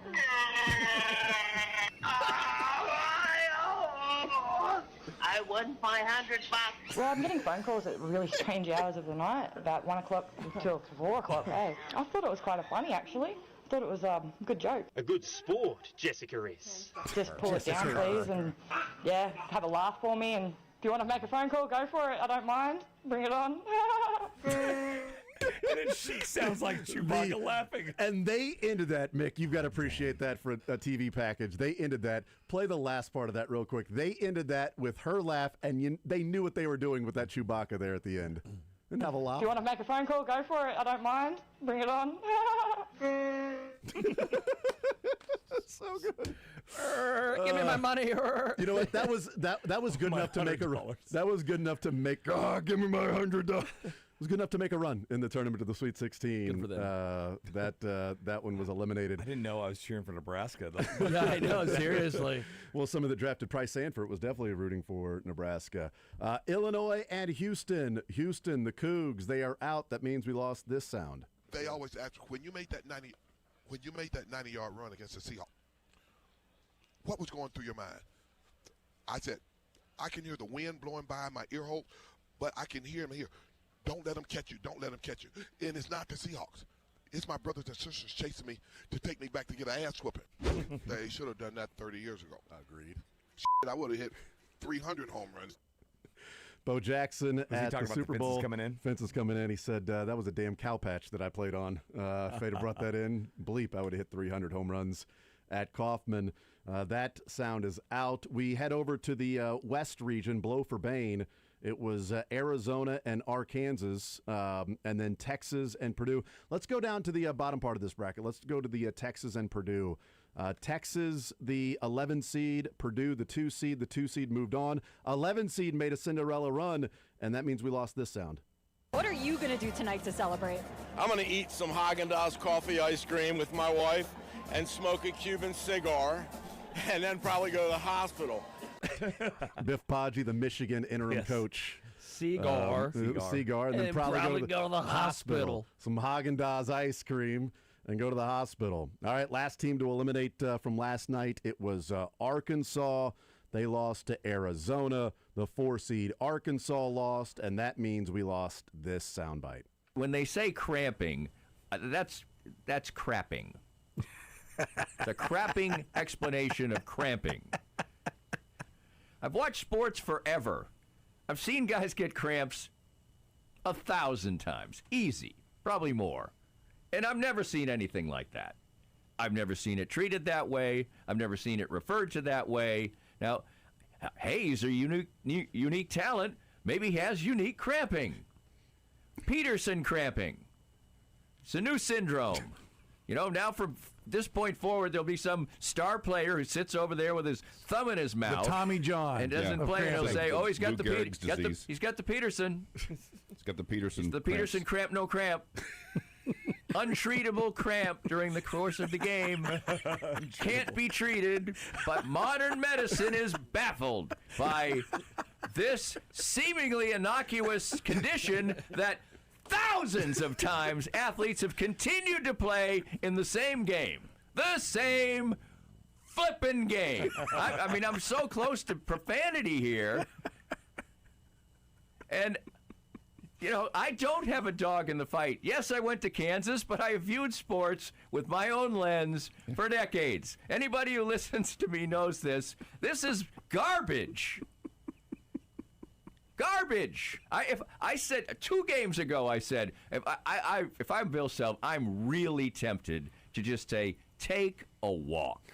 If you can limp down the street, or Uber to the airport and go see mommy. Ken Harvey got hit in the back and went down like he had been hit with a bazooka. And if you remember Ken Harvey, it was a well-padded back. Yes. Yes. By the way, ball on bone. No, I had a lot of disaffection at first for Saturday Night Live because it ruined Saturday night. You know, I went to school here. Okay. When Saturday Night Live came out, I was in college. In the 70s? Yeah, late 70s, yeah.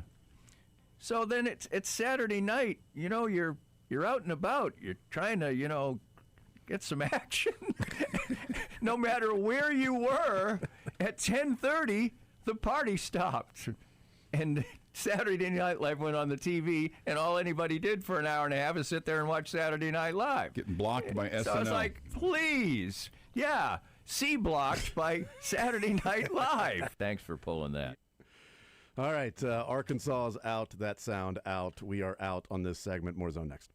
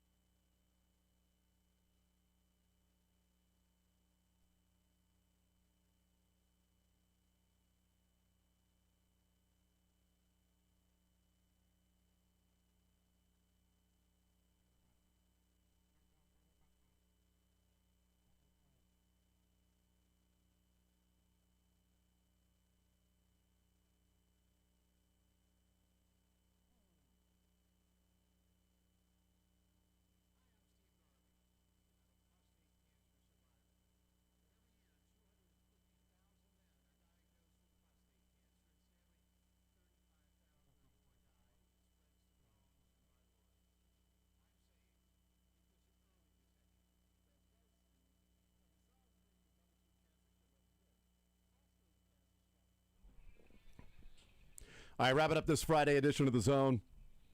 Fun games coming up tonight right here on Sports Radio 810 WHB. The Sweet 16, we'll find out who is going to be playing on Sunday for the chance to go to the Final Four. On Monday, who's in the Final Four? I got Illinois and Arizona tomorrow. I'm going to go with the ones I still have left. Oh, wait. I only have 3 left because Houston lost. Yeah, I have 3.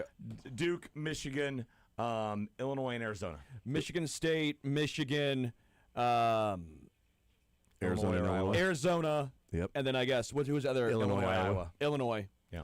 Yeah, I'm going to go Michigan State, Illinois, Arizona, and Iowa State. Yeah. Take that, Michigan and Tennessee fans, and maybe Alabama fans. I feel like there's 8 teams left, and there's 10 Big Ten teams of them. Well, there are. Yes.